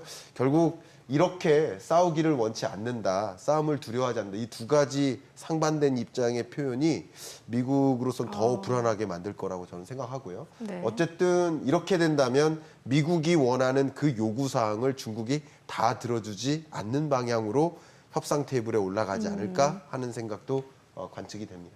앨범 내셨더니 이제는 곧 스크린 데뷔도 하시는 거 아니에요? 저요. 네. 그런 얘기 여기에서 해도 되나요? 아니 그 앨범 해도 되면 내셨잖아요. 제가 말씀드릴게요. 네, 근데 지금 오늘 연기까지 하시는 거 보니까 곧 스크린에 데뷔하실 것 같아요. 네, 이제 뮤직비디오는 제가 직접 나왔습니다. 여러분, 검색을 김광석 겨울꽃 하면 그걸 보실 수 있습니다. 네, 연기를 했습니다. 동물원인데 원래 네. 약간 코미디예요. 코미디예요. 네, 되게 찾아봐야 되겠네요. 서정적인 노래인데 근데 제 독자분들이 연기는 여기까지인 걸로 노래도 여기까지인 걸로 마무리해달라고 부탁을 하더라고요. 네. 알겠습니다. 네. 지금 아까 전에 얘기 잠깐 나왔었지만 50에서 65%로 낮춰주는 거를 얘기를 했잖아요. 네. 근데 생각해 보면 145는 말도 안 되는 거였고 50도 말도 안 되지 않나요? 말도 안 되죠. 50도 말도 안 되는데 그걸 네. 무슨 대폭 낮춰주는 거 대폭 같죠? 낮춰서 50 네. 해주는 것처럼 말을 하는데 네. 이렇게 돼도 인플레이션도 계속 있을 것 같고 50으로 뭐 상호 합의를 했다고 쳐도 미국은 인플레이션으로 힘들고 그다음에 일반 서민들은 월마트에서 물건값 올라갔으니까 살기가 힘들어지고 그러면 당연히 더 나빠질 것 같은데 이거를 이런 10%도 좀 물음표였는데 이거를 50인데 뭐 이 정도면 괜찮지 않냐 이렇게 던지는데 이걸 어떻게 해석을 해야 될지 진짜 난해한 것 같아요. 이러면 진짜 스태그플레이션 나오는 거 아니냐라는 얘기를 할 수밖에 없거든요. 네, 의견을 좀 드려보겠습니다. 많은 분들이 이제 다른 생각을 하실 수도 있는데 관세를 도입하면 정말 물가가 오를까? 이게 굉장히 중요한 논제인데요. 관세를 부과하는 목적이 뭘까요? 비싸게 수입하는 걸까요? 아니죠. 아니거든요. 그렇죠. 수입을 안 받겠다는 게 목적이거든요. 우리나라에서 네. 가장 높게 관세를 부과하는 품목이 뭘까요? 쌀이거든요. 몇 퍼센트 관세를 부과하고 있을까요? 513%를 부과하고 있습니다. 513. 513%입니다. 몇백 프로라고 들었던 것 그러면 같아요. 이 쌀에 대해서 관세를 513% 부과하는 목적이 우리나라 농민 남의 나라 쌀을 비싸게 수입하기 위한 목적인가요? 남의 나라 쌀을 수입하지 않기 위한 않겠다는 목적. 거죠. 예. 않는 목적이에요. 장벽입니다. 그 무역 장벽. 예. 그래서 이게 정말 물가를 끌어올리는 역할을 할까? 물가를 끌어올리는 것은 우회적으로 과소 공급으로 인한 가격 상승입니다. 비싸게 수입되어서 그게 판매된다. 그렇게 100% 500% 부과된 쌀을 어떻게 돈 주고 사 먹습니까? 못 사 먹거든요. 그러니까 수입을 차단하는 전략이고 과소 공급으로 해서 물가를 자극하는 요인이 됩니다. 그래서 이번에 어제 IMF의 경제 전망 보고서에 따르면 미국 물가 상승률을 3%로 전망했어요. 네. 그러니까 미국 물가를 기존의 약 2% 수준에서 3% 정도로 자극할 수는 있다. 근데 더 중요한 거, 제가 중요한 말씀 드릴게요. 미국을 제외한 나머지 나라에는 어떤 일이 벌어질까요? 오히려 날아가는 거죠. 과잉 공급이 일어납니다. 가장 대표적인 사례를 들면 멕시코와 캐나다산 철강 수입을 막았어요. 네. 그러니까 미국으로 수출이 안 되는 거예요. 다른 비싸게 나라로. 수출되는 게 아니라 예. 수입이 안 되는 겁니다. 네. 그러면 미국에서 수입을 안 받으니 이 철강을 어떻게 할까요? 유럽에 값싸게 판매합니다. 덤핑으로. 예, 덤핑으로 판매합니다. 그러면 다른 나라에는 과잉 공급 우려가 되고 네. 과잉 공급 상황이 덤핑 가격으로 판매를 해야만 하는 상황이 되니 당연히 글로벌 인플레이션율은 어떻게 됩니까? 낮아집니다. 자, 그러면 미국만 인플레이션을 자극하고 나머지 약 74%에 달하는 GDP, 세계 GDP에서 미국이 26%예요. 74%가 나머지 세계 국가입니다. 나머지 세계 국가에는 인플레이션을 오히려 둔화시키는 압력으로 작용한다라는 게 저는 이번 IMF 경제전망 보고서 가장 인상적인 분석이었습니다. 제가 그동안 생각했던 거랑 너무 똑같아가지고 너무 감동받았었거든요. 네. 제가 그 그래프를 다음 주에는 한번 보여드리고 싶은데 오늘 좀 갖고 오실. 네. 지금 요거 조금 다른 성장률. 겁니다. 이건 아닌데. 성장이 근데 저는 인플레이션. 성장률 나오는데 지금 말씀하신 것처럼 인플레는 됐고 성장률은 망쳤잖아요. 네. 저거 스태그플레이션이잖아요. 그러니까 그 부분 말씀드리면 인플레이션을 먼저 진단해야 될 텐데 네. 미국의 경우에는 인플레이션을 일시적으로 자극할 수 있지만 네. 글로벌리는 오히려 디플레이션을 가져오는 요소예요. 그래서 유럽은 금리를 낮추잖아요. 그렇죠. 인플레이션도 오히려 없다고 그렇죠. 얘기하고. 네. 그러니까 결국은 이제 균형점을 어디를 찾아가잖아요. 어저께 이제 베센트도 결국 얘기하는 게 균형 회복이 필요하다. 지금은 불균형하다는 거잖아요. 네. 그러면은 결국은 미국이랑 중국이랑 이제 물건 교육하고 유럽도 있었는데 갑자기 이쪽에 벽을 이렇게 치면 균형점이 일로 넘어가는 거잖아요. 그러니까 자꾸 이제 사람들이 자꾸 미국 패권이 무너지는 거 아니냐라는 물음표를 자꾸 던지니까 네. 이제 뭐 미국 셀아메리카라는 말을 자꾸 하고 이런 상황이 되는 거고 그렇다고 셀아메리카 하고 나서 대안은 없으니까 셀아메리카 될 것 같지 않고 그러니까 되게 이제 어려운 거죠. 의사결정하기가. 그 부분 말씀드리면 이제 네. 많은 분들이 이제 IMF 경제 전망 보고서가 나오면 경제 성장률 전망치에만 좀 집중을 많이 하셔서 나머지 내용들을 이제 덜 체화시키는 경향이 좀 있습니다. 그 부분 저는 개인적으로 안타깝게 생각을 하고 있는데 저는 가장 주목할 것이 그러면 미국 물가는 자극되고 플러스 자극을 하고 나머지 74%에 달하는 세계 국가의 물가 상승률은 마이너스 자극을 하면 결국 균형점은 어디를 찾아갈까요? 가중치가 대세계가 더 크거든요. 그러니까 결과적으로는 일시적인 인플레 자극은 있지만 그렇지만 중기 장기적으로 봤을 때는 다시 인플레를 둔화시키는 요인으로 작용할 것이다라고 보는 게 저의 입장입니다. 네. 그리고 앵커님께서 주셨던 그 굉장히 중요한 질문이신데요. 그 질문에 대해서 답변을 드리면 미국과 균형점을 찾아가자라는 것은 이 물가라는 측면이라기보다는 저는 이제 글로벌 공급망에 있어서 왜 미국은 만성 소비국이고 무역 적자국이냐? 그리고 왜 중국은 만성 공급 국가고 왜 만성 흑자국이냐? 너네도 소비해라. 바로 그겁니다. 근데 미국 인구 3억 5천만이잖아요. 중국 인구 14억이지 않습니까? 근데 90만 원 뭐 평균 월급 가지고 무슨 소비를 하느냐 이런 질문을 하시는 분들도 계시지만 중국 14억 인구 중에 상위 30% 고소득층만 나열해도 미국 인구를 넘어서요. 맞아요. 소비할 여력이 있습니다. 네. 그러니까 지금 베센트 입장이 뭐예요? 우리도 생산에 참여할게. 너네도 소비에 참여해라. 너네도 소비국이 되어라. 우리도 생산 많이 하고 공급 많이 할게. 이게 균형점이라고 생각하는 거예요. 예, 그래서 이런 균형점을 이뤄나가기 위한 우리 협상을 이뤄가자라는 요구라고 볼 수 있겠습니다. 네. 자, 오늘 보니까 이제 하는 1분기 경제 성적표를 내놨는데 지금 3분기 만에 역성장 쇼크. 이거 사실 아직 관세 영향이 반영된 것도 아니잖아요. 네. 예, 그럼 이거는 어떤 해석이 가능한 거예요? 일단 채반영되기도 예, 전이죠. 예. 이제 관세 전쟁이 3월의 경우에는 일부 시작된 것도 있습니다. 그래서 네. 그것들이 일부 나타난 것이고 또 관세 전쟁이 시작될 거야라는 관측이 집중되면서 많은 기업들이 신규 투자를 위축시켰죠. 네. 이렇게 불확실성이 높아지는 가운데 신규 투자를 어떤 장단에 맞춰서 합니까? 그렇기 때문에 신규 투자도 위축시켰다라고 볼 수 있겠습니다. 그러니까 이런 과정에서 지금 마이너스 0.2%라는 전기 대비 성장률, 역성장을 기록했는데요. 역성장을 2분기 연속하면 경제학적 정의상 네. 경기 침체에 분류됩니다. 네. 그러니까 지금은 25년 1분기가 역성장을 한 거고 여러 가지 면에서 2분기도 역성장을 지속할 수도 있습니다. 왜냐하면 크게는 여러분 쉽게 말씀드리면 두 개거든요. 두 개의 기여도. 하나가 내수, 하나가 외수인데 내수는 뭐 제가 긍정적으로 보진 않지만 1분기보다는 나빠지기 어렵다고 생각합니다. 1분기는 정치적 리스크가 고조되면서 여러 가지 것들이 다 정부 지출, 민간 소비, 신규 투자 다 위축됐었거든요. 근데 그거보다는 나아요. 그렇다고 2분기가 좋을 거라고 생각하는 건 아닙니다. 근데 내수 기여도는 그렇다 치고 위에 있는 외수, 수출 같은 경우는 이제 본격적으로 악화될 여지가 있거든요. 물론 오늘 밤 있을 협의가 어떻게 전개되느냐에 따라서 다른 여건이 있을 수도 있지만 현재로서는 아무 협의가 이루어지지 않은 상태에서는 기존의 이벤트를 전제로 까는 게 맞거든요. 그렇기 때문에 외수라는 것이 뭐 3월보다 더 무너지고 또 4월, 5월, 6월 계속 무너지는 국면이라 한다면 마이너스 행보를 계속 유지할 수 있겠죠. 그렇다면 제발 이런 식으로 가지 않도록 뭔가 적극적인 협상과 이 관세 전쟁의 완화와 이런 것들이 야기되길 좀 바라는 마음인데 현재로서는 경기 침체의 우려감이 고조되고 있는 시그널이 나타났다. 이렇게 해석하는 것이 적절하지 않을까 생각합니다. 미국에서 어제 발표된 베이지북 같은 걸 보면은 미국도 경기가 약간 나쁜 쪽으로 해석할 수밖에 없게 나왔잖아요. 네. 그러면 실제로 미국도 나빠지고 우리나라도 나빠지고 이러면 전반적으로 더 글로벌 전체도 나빠지는 걸로 그럼 봐야 되는 상황 아닌가요? 네.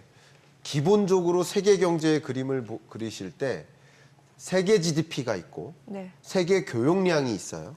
근데 GDP 대비 교역량이 차지하는 비중, 그 비중이 계속 줄어드는 모습이라고 볼 수 있겠습니다. 그래서 상대적으로 내수, 소비 기반이 뒷받침되는 나라들은 충격이 덜하고 수출, 외수의 의존도가 높은 나라들은 그 충격이 좀 더 강한 거라고 볼 수 있겠습니다. 기본적으로 세계 경제는 이렇게 보호무역주의가 팽배화될 때 더 저성장 고착화되는 흐름이라고 볼 수 있고 미국 경제 성장률도 하향 조정했지만 한국 경제 성장률도 조정하고 그러니까 모든 국가를 다 조정한 겁니다.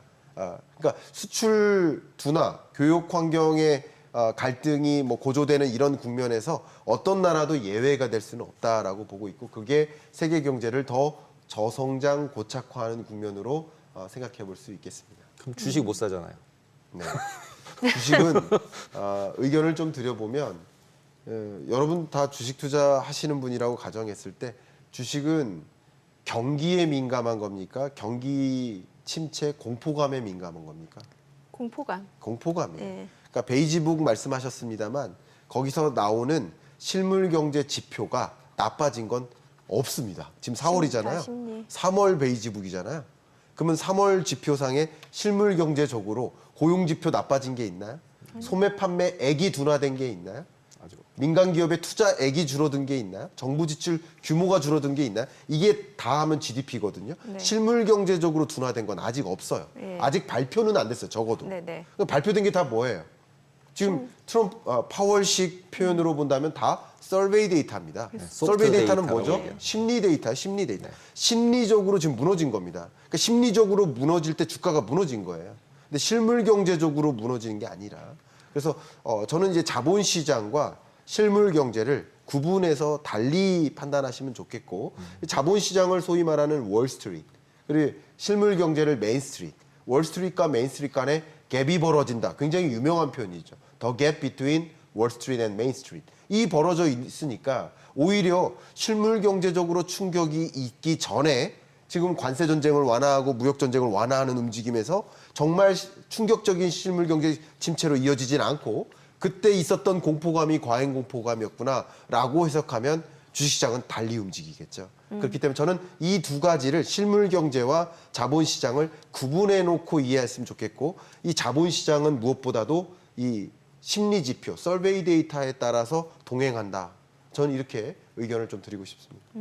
원래 주가는 보통 공포의 벽을 타고 오른다고 하잖아요. 그러면 네. 지금 간만 미증시가 이제 어느 정도 좀 특히 주요 기술주들 그동안 많이 빠졌던 종목들 위주로 좀 올라가고 있는데 네. 그럼 어느 정도 바닥을 확인했다 이렇게 좀 봐도 괜찮을까요? 네, 정확히 같은 질문이 예. 무역 전쟁의 불확실성의 공포감 이것과 같이 맞닿아 있다고 생각합니다. 네네. 그 공포감이 극점을 찍고 이미 내려오는 국면인가?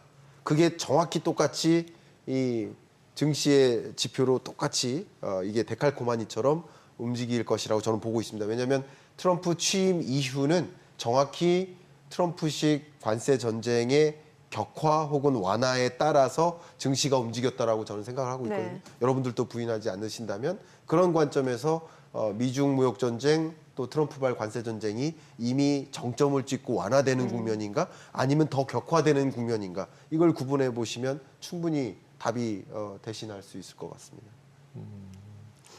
그러면 혹시 이제 한 질문 더 한 질문 더 하면 그 침체가 저는 이제 보통은 이제 이게 침체가 오면 네. 침체가 양쪽에 오면 침체가 왔을 때가 실제로 저점이잖아요.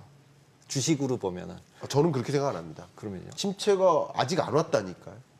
아 그러니까 지금 모든 앞에 말씀드렸던 그 지표들이 그러니까 더 문제라는 거죠. 그러니까 침체가 왔을 때가 저점인데 네. 지금 침체가 안 왔기 맞아요. 때문에 그 침체가 올 때까지 더 빠져야 될 여지가 있는 거예요. 지금 오히려 침체면 막 사겠는데. 아, 좋습니다. 그럼 네. 시점적으로 말씀하신 게 네. 침체에 대한 공포감 때문에 조정됐는데 네. 실제 침체가 오면 더 빠지는 거 아니냐? 한 번 더 빠지잖아요. 예, 실제 침체가 오면 더 빠질 수도 있죠. 네, 한번더 당연히. 빠졌었죠, 왜냐하면 과거에. 그때의 공포감을 다시 한번 공포감이 아니라 진짜였구나 하면서 네, 그렇죠. 다시 한번 공포감이 고조되죠. 그렇죠. 역시 공포감의 정점이었느냐, 정점이 아니었다면 공포감이 더 극대화된다면 더 빠질 수 있겠죠. 그런데 제가 말씀드렸듯이 이렇게 트럼프가 꼬리를 내리고 미중 무역 전쟁을 완화시키고 관세 전쟁을 완화시키는 움직임으로 가는 것은 실물 경제 침체로 만들지 않을 거다. 않겠다라는 거죠. 그런 의도죠. 예, 그렇기 때문에 여러분들이 우려하실 만큼의 공포감이 다시 고조된다라고 가정하지는 않고 있기 때문에 극점을 찍었다라고 저는 생각을 하고 있는 겁니다. 알겠습니다. 오늘 말씀 잘 들었습니다. 고맙습니다. 감사합니다. 감사합니다.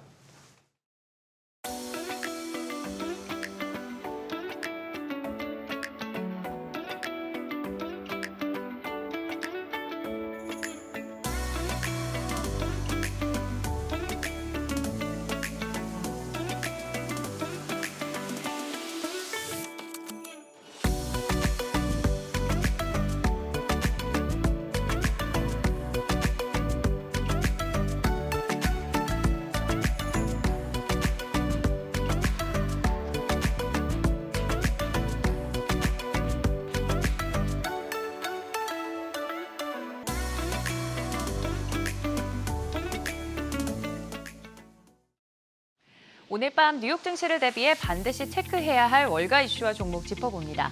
첫 번째, 미국과 중국 빅딜 기회가 있을까입니다. 스콧 베센트 미 재무장관이 미중 무역 협상을 낙관하면서 뉴욕 증시 이틀째 큰 폭으로 뛰었습니다. 하루 안에 쏟아진 발언들에 따라서 뉴욕 증시 투자 심리가 크게 요동쳤는데 타임라인별로 정리를 해보겠습니다. 시작은 트럼프 대통령의 발언이었죠. 중국산 수입품에 대한 관세, 지금보다 크게 낮아질 수 있다고 언급했습니다. 구체적인 수치는 없었지만 상당히 낮아질 것이라는 표현이 시장에 먼저 전달이 됐고 투자자들 사이에선 혹시 미중 무역 갈등이 쉽게 풀리려나라는 기대감이 확산됐습니다. 곧이어 시장의 구원투수 스콧 베센트 미 재무장관이 등장했죠. 그는 중국과의 긴장 완화가 다가오고 있다면서 마치 협상 재개 가능성을 시사하는 듯한 발언을 내놨습니다. 여기에 월스트리트 저널까지 가세해서 미국이 중국산 제품에 부과 중인 관세를 50에서 약 65% 수준으로 낮출 수도 있다는 보도를 내놓으면서 시장 분위기는 한때 낙관론으로 기울었습니다. 하지만 또다시 반전이 나옵니다. 베센트 장관은 이 보도에 대해 코멘트를 할 수 없다라고 말을 아꼈고 곧이어 트럼프 대통령은 중국에 대한 관세를 일방적으로 낮추겠다고 한 적이 없다라고 선을 그었습니다. 백악관도 같은 입장 내놨습니다. 캐롤라인 레빗 대변인은 일방적인 관세 인하는 없다며 트럼프 대통령은 중국이 협상 테이블에 나와야 한다는 점을 분명히 해왔다고 못 박았습니다. 시장은 결국 장 초반 상승폭을 일부 축소한 채 마무리가 됐는데요. 말 한마디로 시장의 투자 심리가 출렁이는 상황이라 기대보다는 확인이 필요한 시점이라는 전문가들의 의견이 이어지고 있습니다. 다음은 미국 투자은행 웨드부시가 테슬라의 목표 주가를 기존 315달러에서 350달러로 상향 조정했다는 소식입니다. 이유는 역시 일론 머스크 CEO가 테슬라에 다시 집중하겠다라고 선언했기 때문인데요. 그동안 미국 정부 산하 정보 효율성 부서에서 활동하느라 에너지를 나눴었던 머스크가 이제는 본업인 테슬라에 훨씬 더 많은 시간을 쏟겠다고 밝혔습니다. 웨드부시의 대표 애널리스트 댄 아이브스는 이 결정을 테슬라 이야기의 중요한 전환점이라고 평가했습니다. 그동안 주가의 그림자처럼 드리워졌던 불확실성이 걷히는 신호로 본 겁니다. 테슬라는 최근 1분기 실적에서 기대에 못 미치는 성적표를 받았죠. 하지만 머스크가 직접 방향타를 다시 잡기로 했다는 점에서 시장은 가능성에 베팅하는 분위기입니다.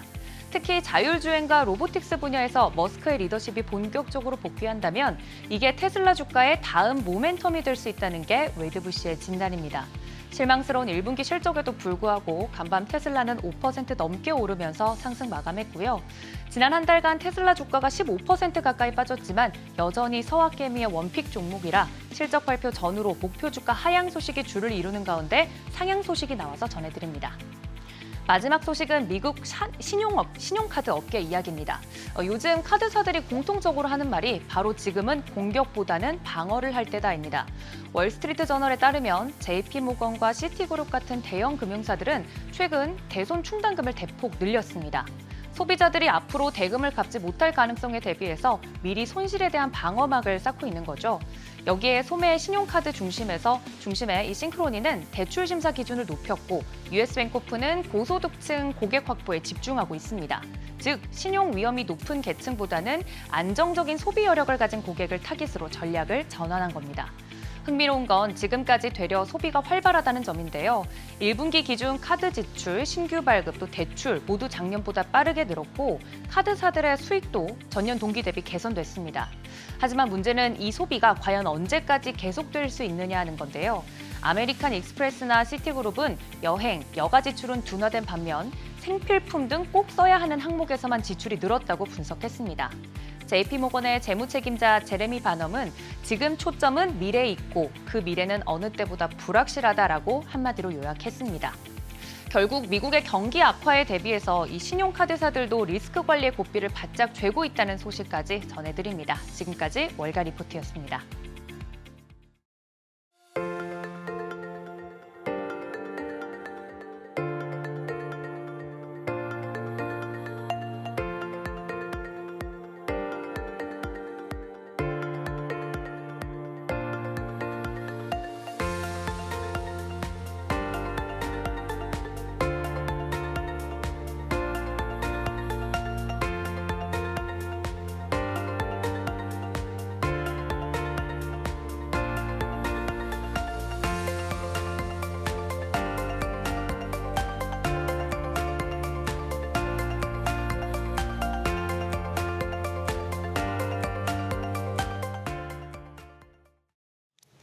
네, 요즘 방송할 때 웬만해선 트럼프 대통령 관세 얘기를 또 피해가기가 어려운 상황인데 이런 와중에 관세 무풍지대로 불리는 섹터가 있습니다. 바로 이제 엔터주라고 좀 꼽을 수가 있을 것 같은데 최근 흐름과 함께 투자 방향에 대해서 자세한 이야기 좀 나눠보도록 하겠습니다. 오늘 유진투자증권 이현지 연구원 자리했습니다. 어서 오세요. 안녕하세요. 요즘 같아서는 웬만하면 트럼프 대통령 관세 얘기만 맨날 하잖아요. 근데 엔터주는 괜찮다. 그리고 이제 넷플릭스 실적도 너무 좋게 발표가 됐고요. 근데 이제 그 가이던스가 긍정적으로 나왔는데 주가 전망 부분이 상당히 좋은 상황인데 그게 지속될 여지가 있을까요?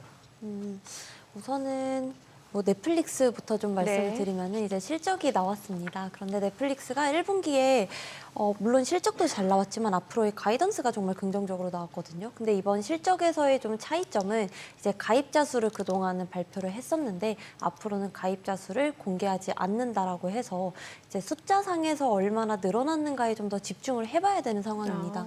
근데 지금 넷플릭스 자체에서 말하기로도 생각보다 OTT 플랫폼 자체가 그렇게 타격이 없다. 그리고 관세로부터의 타격은 더더욱 없다라고 얘기를 하면서 앞으로의 전망 자체는 되게 긍정적으로 얘기를 한 상황입니다. 네. 지금 근데 가입자 수를 발표를 안 하기로 발표하고 나서 처음에는 되게 안 증가해서 발표 안 한다 이렇게 됐었잖아요. 맞습니다. 그러면서 뭐 싼 것도 내고 광고로 돈을 벌겠다 이렇게 얘기를 했고 그 실적을 어느 정도 보여준 거잖아요. 그럼 맞습니다. 가이던스를 잡을 때는 그러면 지금 현재 상황에서 어떤 방식으로 가이던스를 예측을 해야 가장 좋을까요? 사실 가입자 공개를 안 한다는 게 이제 시장에서는 뭐 가입자 성장률이 뭐 둔화되니까 안 하는 거네 이런 우려가 좀 있긴 했습니다. 그런데 사실 넷플릭스가 최근에 집중하고 있는 분야가 광고 매출이거든요. 가입자가 아무리 많다고 하더라도 이 가입자들이 실질적으로 돈을 쓰도록 유도를 해야 되기 때문에 그래서 이제 가입자보다는 실질적인 매출과 이익이 얼마나 늘었냐 요거를 보여주기 위해서 이제 조금 더 숫자적인 지표를 공개한다라고 보시면 되겠습니다. 그래서 지금 광고 같은 경우도 이제 넷플릭스를 시작으로 국내에도 뭐 티빙 이런 OTT 업체들 보시면 광고 요금제를 굉장히 많이 늘리고 있거든요. 그래서 앞으로는 좀 광고에서 얼마나 성장이 나올지 그리고 광고 자체에도 넷플릭스가 굉장히 좀 투자를 많이 하고 있습니다. 그래서 플랫폼도 좀 많이 개선을 하려고 하고 있고요. 그래서 이제 앞으로 보실 때는 뭐 저희가 직접 추정을 할 수도 있습니다만 이제 넷플릭스 같은 경우는 가입자가 많이 늘어나면서 이 콘텐츠가 어떤 콘텐츠가 좀 인기가 많았을 것이고 광고 요금제로 얼마나 또 가입을 했으면 얼마나 숫자가 늘어나겠다 뭐 이런 식으로 좀 추정을 해야 과거처럼 뭐 가입자에만 보는 게 아니라 전반적으로 좀 같이 어우러져서 보시면은 조금 더 이제 방향을 확인하는 데 도움이 되지 않을까 싶습니다. 네, 외국인들이 이제 국내 증시에서 어느 정도 팔았는지 제가 체크를 해보니까 일단 4월 달 기준으로 볼게요. 4월 1일부터 유가증권 시장 코스피에서 하루 제외하고 다 매도였어요. 다 매도였어요, 전체적으로. 근데 이제 물론 뭐 선물이라든지 아니면 코스닥에서 한 2, 3거래를 더 사긴 했습니다만 그럼에도 불구하고 섹터로 봤을 때는 또 매수한 섹터가 보니까 미디어라든지 컨텐츠 쪽은 매수했다면서요. 어떤 이유 때문에 외국인들이 매수했을까요? 사실 그동안 이제 미디어랑 엔터랑 전체적인 흐름은 비슷합니다. 네. 그동안 거의 이제 4달 동안 주가가 올랐었던 배경을 생각해 보면 아무래도 중국의 기대감, 그러니까 이제 중국 시장이 다시 열린다라는 기대감과 함께 관세 무풍지대라는 게 같이 작용을 하면서 좀 엔터와 미디어 둘 다 같이 좀 올랐었는데요. 네. 아무래도 엔터 같은 경우에 매도세가 좀 많았던 이유는 지금 4월 달 들어서면서 1분기 실적에 대한 전망치가 슬슬 나오고 있습니다. 근데 모든 엔터 회사들이 1분기가 이제 실적 기대치가 좀 컨센서스보다는 밑돌 것으로 다 전망을 하시고 있고, 그리고 실제로도 1분기가 좀 그렇게까지 업황이 좋진 않습니다. 네. 왜냐하면 가수들의 컴백이 많이 없었기 때문에 그렇습니다. 그러니까 원인은 공통적인데요. 공연은 많았는데 이 높아진 원가를 커버할 만큼의 매출이 앨범에서 나오지 않았기 때문에 실적이 하회하는 거거든요. 그렇기 때문에 엔터는 조금 매도세가 강하게 나왔었고, 중국이라는 시장에 대한 기대감이 미디어보다는 엔터를 더 끌고 갔었기 때문에 미디어는 이제 좀 이런저런 뭐 폭삭 소가수다라든지 이런 강한 콘텐츠들이 이제 1분기 중에 나왔었는데요. 엔터는 그런 게 없다 보니까 상대적으로 흐름 자체가 이제 미디어 쪽에 좀 매수세가 좀 나왔었다. 그렇게 좀 분석하고 있습니다.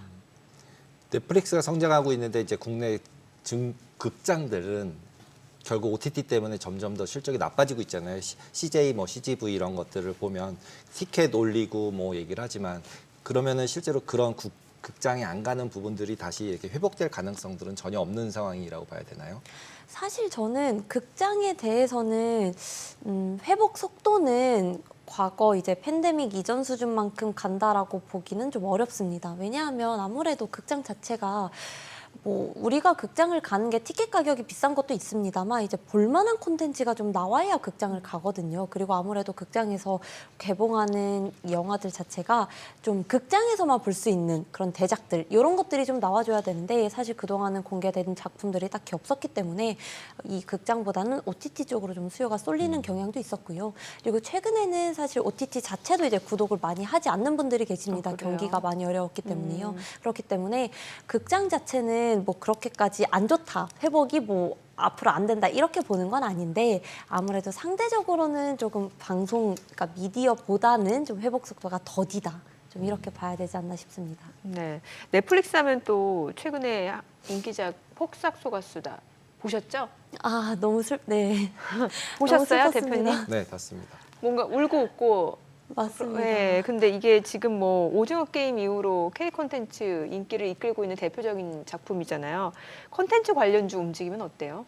사실 컨텐츠가 이제 그동안 좀 안 좋았었던 이유가 편성, 그러니까 광고 시장 자체가 좀 많이 부진을 했고 TV 광고에 편성이 붙지 않다 보니 작품들이 이제 판매되는 게 없다 보니 실적도 업황도 많이 부진했습니다. 그래서 콘텐츠 같은 경우에 이렇게 폭삭 소가수다 같이 예상하지 못한 텐트폴, 그러니까 네. 규모가 큰 이런 작품들이 공개가 됐을 때 반응이 좋으면 그 제작사 중심으로 주가가 좀 급등하는 경향이 있습니다. 네. 그래서 이 폭삭 소가수다의 제작사인 펜엔터테인먼트 같은 경우는 주가가 좀 많이 튀었었고요. 근데 콘텐츠 자체는 앞에서 말씀드린 것처럼 이제 한알령 해제 기대감으로 좀 오르긴 했습니다만 실적 자체가 1분기도 그렇게 썩 좋은 상황은 아닙니다. 왜냐하면 광고 업황이 아직 돌아서지 않았기 때문입니다. 네. 그래서 뭐 실적 자체만 놓고 봤을 때는 지금의 주가가 유지될 만큼의 실적은 하반기에 나오기 때문에 지금은 조금 더 테마성으로 올랐다 이렇게 좀 분석을 하고 있고요. 그래서 콘텐츠 중에서도 이제 특히나 뭐 CJ ENM 이런 것들은 이제 티빙을 가지고 있는데 사실 티빙이 작년 4분기에 이제 네이버 멤버십에서 나오면서부터 가입자 이탈도 어느 정도 있었고요. 아직 KBO 그 야구 시즌이 본격적으로 시작되지 않은 분기가 또 1, 2, 3월이었기 때문에 실적 자체가 그렇게까지 미디어들은 좋지 않기 때문에 지금의 미디어들은 이제 약간의 드라마가 어느 하나가 잘 됐을 때 테마성으로 움직이는 이런 경향이 좀 강하다 이렇게 보시면 되겠습니다. 드라마를 예측을 해야 되는 건가요? 거기 나오는 배우를 예측을 해야 돼요. 폭삭도 저 같은 경우는 아이유밖에 안 보이더라고요. 아이유가 너무 연기를 잘하는구나. 네. 네. 그러다 보니까 이제 약간은 이런 진짜로 어떤 드라마나 이런 하나하나를 보고서 투자를 한다고 생각을 하면 실제로 그 드라마에 나오는 배우나 또는 거기서 나오는 어떤 요즘 같으면 광고도 그 안에다 넣어서 광고를 하잖아요. 실제로 그 광고 매출이 보여지지가 않는 것 같아요. 오히려.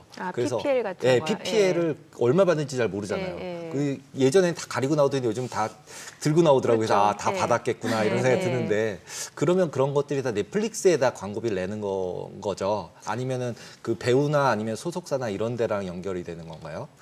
보통은 우리가 이제 드라마를 만들 때 제작사가 드라마를 만들잖아요. 그러면 그 드라마에서 제작비 항목 안에 이제 PPL 광고 매출까지 다 포함을 해서 제작비 리쿱을 합니다. 그런데 이 폭삭 속았수다 같은 경우는 넷플릭스 오리지널이란 말이에요. 그러니까 이 드라마의 제작비 자체를 넷플릭스가 전부 부담하는 구조입니다. 대신 IP에 대한 권한은 넷플릭스가 가져가게 되고요. 그리고 제작사인 펜앤터는 이제 그에 대한 안전 마진, 이제 뭐 한 10%, 20% 정도의 안전 마진 정도만 수취하는 그런 구조입니다. 그래서 말씀하신 대로 드라마의 이 납품 방식에 따라 다릅니다. 동시 방영, 예를 들어서 이제 지상파 채널, 뭐 TVN, JTBC 이런 채널에서 방송이 되면서 넷플릭스에도 나오는 경우에는 그 제작비에 대한, 그러니까 PPL 같은 광고비는 제작사가 수취를 하게 되고요. 이렇게 오리지널 같은 드라마는 넷플릭스가 다 수취를 하게 되는 구조입니다. 그래서 이거는 납품 형식에 따라 좀 다릅니다. 그럼 예측하기는 굉장히 어렵네요. 예측하기 어렵습니다. 그래서 보통은 이제 뭐 사실 어떤 가수가 어떤 드라마가 잘 될지 예측하는 거는 아무도 모르잖아요. 그렇죠. 그래서 이제 좀 지표상으로 미리 알아볼 수 있는 게 뭐가 있을까라고 해본다면 아무래도 첫 번째로 제작비. 얼마나 비싼 드라마인지. 왜냐하면 그만큼 돈을 많이 들였으니까 기대작이라는 의미잖아요. 그렇죠. 그래서 제작비가 얼마인지. 폭삭 속았수다 같은 경우는 거의 600억가량 엄청나게 대작이거든요. 제작비가 많이 들었습니다. 네. 그래서 얼마나 비싼 드라마인지가 첫 번째 요소이고, 두 번째는 아무래도 말씀하신 대로 거기에 출연하는 배우나 작가, 출연진들 이런 분들이 어느 정도의 좀 한류 스타 혹은 어느 정도의 인지도 있냐. 왜냐하면 이분들의 참 슬픈 얘기지만요. 이제 한류 배우거나 이럴 경우에 넷플릭스 입장에서 조금 더 비싸게 사갈 가능성이 높습니다. 자기들도 이 드라마를 오리지널로 가지고 오면 조금 더 많은 지역에다가 돈을 벌어야 되니까요. 그래서 이제 이런 출연진들은 두 번째 요소로 좀 보시면 잘 될지는 모르겠으나 그래도 어느 정도 되겠지라는 기대감 정도는 좀 미리 예측을 하실 수 있지 않을까 싶습니다. 네. 앞서 이제 요즘 영화관 극장 잘 안 간다라는 얘기 드렸는데, 그러다 보니까 이제 관련 기업들, 상장사들 주가, 뭐 실적도 그렇고 매출 부침이 좀 심한 것 같아요. 실제로 CJ CGV 같은 경우는 뭐 가려고 해도 티켓값이 오르면은 사실 이거 한 번 볼 바에는 넷플릭스 구독해서 여러 개 보는 게 낫지 않나 이런 생각이 들 정도니까. 거기다가 배급사 그러다 보니까 주가도 영 시원찮고요. 어떤가요? 향후 전망이나 아니면 뭔가 좀 새로운 모멘텀을 좀 찾고 있는지도 좀 궁금하고요. 그래서 극장들이 최근에 어떤 식으로 하고 있냐면 예. 이제 일반적인 티켓 상영관으로서의 매력은 크게 없다라고 생각을 해서 이제 특별관, 그러니까 예를 들어 뭐 리클라이너 좌석을 하는 특별관이라든지, 뭐 템퍼. 네, 맞습니다. 그래서 영화관에서만 볼 수 있는 경험을 강조하는 그런 관들을 많이 만들고 있거든요. 네. 그래서 어차피 공간은 마련해놨고 티켓값 자체를 조금 더 높일 수 있는 그런 특별관 중심으로 좀 많이 운영을 하고 있습니다. 그리고 지금 영화관들이 많이 장사가 안 되고 있기 때문에 이제 장사가 좀 안 되는 그런 지점들은 좀 폐업을 한다라든지 좀 영업을 종료한다든지 해가지고 고정비를 좀 많이 커버하고 있는 상황이고요. 이제 영화관 가보시면 아시겠지만 대부분이 다 키오스크, 사람이 별로 없습니다. 인건비도 그런 식으로 좀 통제를 하고 있고요. 아무래도 영화관 자체는 지금 고정비 자체가 높은 산업이다 보니까 변동비로 들어갈 수 있는 비용들을 많이 줄여가면서 좀 매출을 끌어올리고 있는 상황인데, 아무래도 말씀하신 것처럼 극장 자체에 가려면 재밌는 영화가 있어야 되는데 콘텐츠. 보통은 옛날만큼 1000만 관객을 이렇게 끌어오는 영화가 많지 않다 보니 상황 자체는 좀 쉽지는 않습니다. 한동안 이제 한한령 때문에 엔터주들이 힘을 못 받았었는데 최근에 들어서는 약간 미중 갈등이 생기면서 중국에서 풀어준다 이런 기대들을 다 하고 있잖아요. 그리고 이제 공연들도 좀 시작한다 이렇게 계속적으로 나오고 있는데 한한령이 해제가 되는 게 이제 시작된 거로 보면 되는 건가요? 좀 어려운 질문인데요. 사실 한한령이 해제가 됐다라고 단정지어서 말하기는 좀 어렵습니다. 왜냐하면요, 지금 중국에서 이래저래 이제 한국 국적의 가수들이 조금씩 뭐 공연을 한다든지 뭐 이런 활동들이 있긴 합니다만, 실질적으로 중국 문호가 완전 개방되는 거는 좀 더 기대감이 길게 봐야 되는 요소인 것 같아요. 왜냐하면 지금 중국 자체에서도 중국 내수 경기를 살리기 위해서 이런저런 공연들을 유치하려고 하는 노력들을 하고 있긴 하지만 지금 나와 있는 이 가수들의 사례는 너무 적습니다. 한두 번의 케이스를 가지고 중국 시장 자체가 열렸다 이렇게 보기는 너무 케이스가 적기 때문에 좀 더 시간이 필요하다 이렇게 보고 있고요.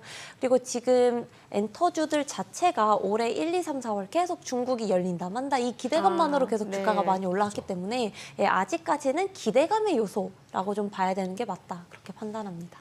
엔터주는 또 보면은 뭐 신인 아이돌 공연이라든지 이런 게 굉장히 중요하잖아요. 어때요? 요즘 현황 자체는요? 그래서 공연은 정말 많이 하고 있어요. 공연을, 오히려 앨범의 경우가 사실 앨범은 여전히 엔터사의 가장 중요한 매출원이긴 합니다. 네네. 전체 매출 비중에서 한 40% 정도 차지하는 마진도 높고요. 좋긴 한데 이제 앨범 자체가 과거만큼 100만 장, 200만 장 팔리는 시장이 아닙니다. 그렇죠. 힘들어졌어요. 예, 예. 앨범이 꺾이면 이 팬덤이 어디 갔냐? 사라진 건 아니고 다 공연으로 그러니까요. 갔습니다. 예. 공연 자체가 돈이 많이 되고 최근에 그러니까 1, 2년 내에 데뷔한 신인 아티스트의 경우를 살펴보시면요. 이 가수들의 오프라인 팬미팅, 팬사인회, 오프라인 소규모 팬콘서트가 많아졌습니다. 네. 다시 말하면 앨범을 내서 활동하는 것보다 오프라인 활동을 통해서 활동을 하는 게 조금 더 수익화에 빠르게 기여를 한다라는 판단을 했기 때문인 거죠. 그래서 최근에 보시면은 이제 뭐 올해 7월 달에 컴백하는 블랙핑크라든지 내년쯤에 이제 공연이 예상되는 방탄소년단이라든지 이런 가수들의 일정들을 보시면 회당 모객수, 그러니까 회당 공연장 크기가 2만 명, 3만, 4만, 5만 명 점점 커지고 있는 상황입니다. 공연 자체가 시장이 이제서야 열리고 있기 때문에 뭐 구 IP, 신 IP, 신인 데뷔 모든 가수들이 다 공연 중심으로 성장은 올해 내년 계속 나올 거라고 보고 있습니다. 그러면 지금 말씀하신 것처럼 앨범 판매량이 좀 부진을 해도 기본적으로 K-팝이나 이쪽 위기는 아니다. 공연으로 넘어가고 있다. 이렇게 봐야 되는 건가요? 맞습니다, 맞습니다. 좀 전에 화면에 그 신인 아이돌 K-팝 신인 아티스트 나왔는데 제가 알아볼 수 있는 가수는 아이브하고 지드래곤밖에 없어요. 저는 어렵죠. 지드래곤. 아이브도 알긴 압니다. 근데 네. 지드래곤은 이제 아이돌 아니지 않나요?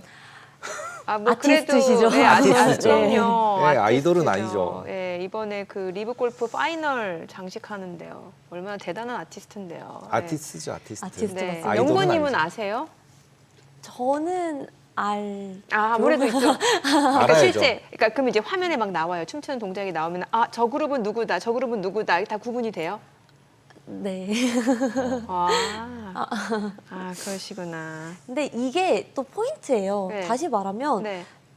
이게 이제 물론 이제 너무나도 대단한 분들이십니다만 네, 네, 네. 아무래도 이제 현생이 이제 현실을 살다 보니까 너무 많은 아티스트들이 데뷔하고 어렵잖아요. 네, 맞아요. 그런데 이게 정말 중요한 포인트가 되는 게요. 누군지 잘 모르겠는데 이런 분들이 해외에서 투어 돌면 10만, 20만, 30만 그렇게 막 돌아요, 공연을. 와. 그러니까 다시 말하면 앨범이 조금 꺾였다고 하더라도 이런 분들을 공연에서 다 메꾸고 있기 때문에 심지어 공연이 뭐가 좋냐면 MD가 같이 붙거든요. 응원봉이라고 대표되는 그 MD. 네, 네. 굿즈. 네, 최근에 이제 또 팝업 스토어 엄청 많이 하거든요. 네. 그러니까 엔터사들이 올해부터 이제 성장에 좀 드라이브를 걸고 있는 게 MD입니다. 왜냐하면 MD 같은 경우는 마진이 정말 높아요. 응원봉만 파는 게 아니거든요. 네, 네. 그럼 팝업 스토어를 많이 하면서 상시 MD, 언제나 살 수 있는 MD를 많이 팔고 있고 그게 공연이랑 같이 합쳐지면서 공연 MD 중심으로 성장을 하기 때문에 누군지 잘 모르겠지만 그분들이 밖에서 다 돈을 벌어오신다. 와. 이게 이제 중요한 포인트가 됩니다. 우리나라에서 안 하고 예. 있지 해외에서 하고 있다는 얘기인 거 그렇죠. 아니에요? 그냥 네, 맞아요, 단순하게는. 맞아요. 그죠? 그리고 우리나라에서 이게 안 할 뿐이다. 네, 우리나라에서 사실 못해요. 공연장 규모가 아. 한국에 그렇게 큰 공연장이 별로 없어요. 네. 그리고 공연을 하면은 공연만 전문으로 하는 공연장이 한국에는 크지 않기 때문에 이번에 콜드플레이 내한하는 것도 네. 경기장, 고양 종합 경기장을 네, 이제 맞아요. 해서 하는 거란 말이에요. 그렇다 보니까 한국에서 많이 하고 싶어도 그만큼의 단가가 안 맞으니까 자꾸 해외로 나가는 거예요. 일본만 나가도 도쿄돔 5만 명, 스타디움 6만 명, 큰 곳이 많기 때문에 그래서 이제 해외에서 돈을 많이 벌어오고들 계십니다. 그러니까 우리나라는 큰 데가 운동장밖에 없네요. 맞습니다. 아쉽네요. 그게 좀. 이제 BTS 방탄소년단 완전체 복귀가 이제 얼마 안 남은 거죠. 맞습니다. 그럼 이제 본격적으로 사실 아미들 어마어마하잖아요. 맞습니다. 예, 그러면은 이것도 정말 이제 하이브 매출로 이어질 수밖에 없을 것 같은데 하이브 주가 전망까지도 좀 알려주시죠. 하이브는 이제 6월 달이면 방탄소년단의 모든 분들이 다 전역을 하십니다. 네. 드디어 돌아오세요. 네. 그런데 이번 1분기 때는 이제 방탄소년단의 제이홉이라는 분이 제이홉, 이제 네. 솔로 투어를 시작을 했고 2분기 때는 이제 진이라는 음. 멤버가 또 솔로 투어를 시작을 합니다. 그래서 완전체 활동 자체는 아마도 내년이 될 확률이 굉장히 높습니다. 왜냐하면 이제 전역을 하고 나서 새로운 활동을 준비하기까지 기간이 좀 필요하기 때문에 그런데요. 그렇지만 이제 올해 연중으로 다 컴백을 하기 때문에 뭔가 이런저런 크고 작은 활동들이 있을 거라서 방탄소년단의 활동을 예상하는 2026년에 실적 성장이 너무 클 거기 때문에 하이브는 1분기가 실적이 굉장히 안 좋습니다만 오히려 1분기 안 좋은 게 저는 저점 매수할 수 있는 기회다라고 보고 있고요. 2, 3, 4분기는 이제 모든 가수들이 정말 다 풀 가동을 합니다. 다 활동을 하세요. 그래서 하이브는 1분기 바닥으로 2, 3, 4분기부터 계단식 성장이 나오기 때문에 하이브는 이번 다음 주 화요일이거든요. 실적 발표가. 네. 그때를 기점으로 이제 조금씩 비중 확대를 고민하셔도 괜찮은 구간에 왔다. 이렇게 보고 있습니다. 한참 그 이전에 그 미니진 그 노이즈가 있었잖아요. 그건 다 이제 마무리가 된 거예요. 어떻게 된 거예요? 사실 마무리가 완전히 되진 않았어요. 왜냐하면 아직도 이제 법원에서는 뭐 판결이 나긴 했습니다만 네. 뉴진스가 그래서 다시 어도로 돌아올 거냐 아니냐 아직 그것도 확실하게 정해지지 않았거든요. 네. 그런데 다행인지는 모르겠습니다만 너무 오랫동안 끌고 왔었던 이슈였기 때문에 주가와 실적상에는 어느 정도 다 반영이 됐다라고 판단을 하고 있고요. 사실 작년 4분기 실적에 이미 뉴진스와의 소송 비용이 이미 원가단에 다 반영이 어느 정도 됐기 때문에 그로 인한 추가 하락은 좀 제한적일 것이다 이렇게 보고 있습니다. 근데 이런 일이 계속 일어날 수도 있는 거잖아요. 그러니까 예전 같은 경우 무슨 마약 문제, 무슨 문제, 뭐 이런 되게 그 아티스트들 자체가 여러 가지 문제를 일으키는 일들도 많았고 계약할 때마다 이슈가 생기고 그런 리스크를 저희가 이제 예상할 수가 없잖아요. 그렇죠, 투자자 예. 입장에서는. 그러면 보통 네임 밸류를 가지고 아, 이 회사는 되게 착하게 한다. 뭐라고 얘기 어디는 네. 착하고 어디는 좀 이렇고 그래서 그걸 구분해서 그냥 단순하게 투자할 때는 저도 했던 것 같아요. 여긴 자꾸 이상한 일이 생기는 회사야. 여기는 네. 아니야. 그러니까 엔터 좋으니까 이상한 데는 터질지 모르니까 이런 걸 가자. 이렇게 생각했던 것 같은데 그렇게 구분하는 게 투자하는데 의미가 있나요, 없나요? 사실 의미가 있기는 합니다. 왜냐하면 뭐 악재라고 하는 거를 미리 피해갈 수 있으니까요. 그런데 이게 참 예측하기가 어려운 게 이 회사를 믿고 여기는 좀 괜찮다. 본업만 하니까 실적 성장이 나오겠지라고 생각을 했는데 만약에 실적이 꼬꾸라질 경우 예를 들어 이제 JYP 같은 경우가 네. 작년 4분기 때 여기는 모든 회사가 그렇습니다만 유독 JYP는 실적과 주가의 상관관계가 굉장히 높습니다. 왜냐하면 본업만 해왔기 때문에 그런데요. 네네. 4분기 때 이제 실적이 좀 꼬꾸라지기 시작하면서 막 가장 급격하게 하향세를 계속 주가가 빠졌었던 회사거든요. 그렇다 보니까 회사 자체를 봤을 때 이 회사는 조금 아티스트 관리를 잘한다라는 게 어떤 포인트가 될 수는 있습니다만 예측을 할 수가 없어요. 언제 어떤 무슨 일이 터질지 모르기 때문에 이제 그거보다는 앞으로 엔터를 견인할 때 어떤 요소가 좀 좋아질까? 예를 들면 아티스트 IP 자체가 좀 더 탄탄하게 성장을 하는지 혹은 실적상에서 미스가 없고 좀 더 성장이 나올지 이런 방향을 보고 투자하시는 게 오히려 조금 더 엔터에는 도움이 되지 않나 그렇게 생각을 합니다. 그러면은 지금 엔터사 내에서는 어떤 종목이 가장 대장주라고 보시는 거예요?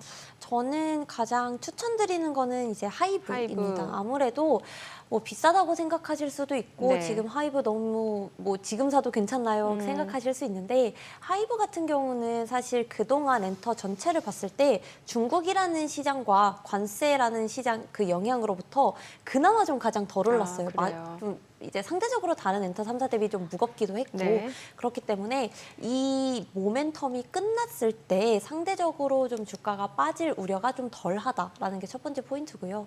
그리고 이제 두 번째는 말씀드린 것처럼 결국은 실적이 가장 회복이 빠른 회사가 하이브입니다. 2분기부터 당장 이제 1분기 대비해서 거의 3배 이상의 영업이익이 QOQ로 성장을 하는 모습을 보이기 때문에 네.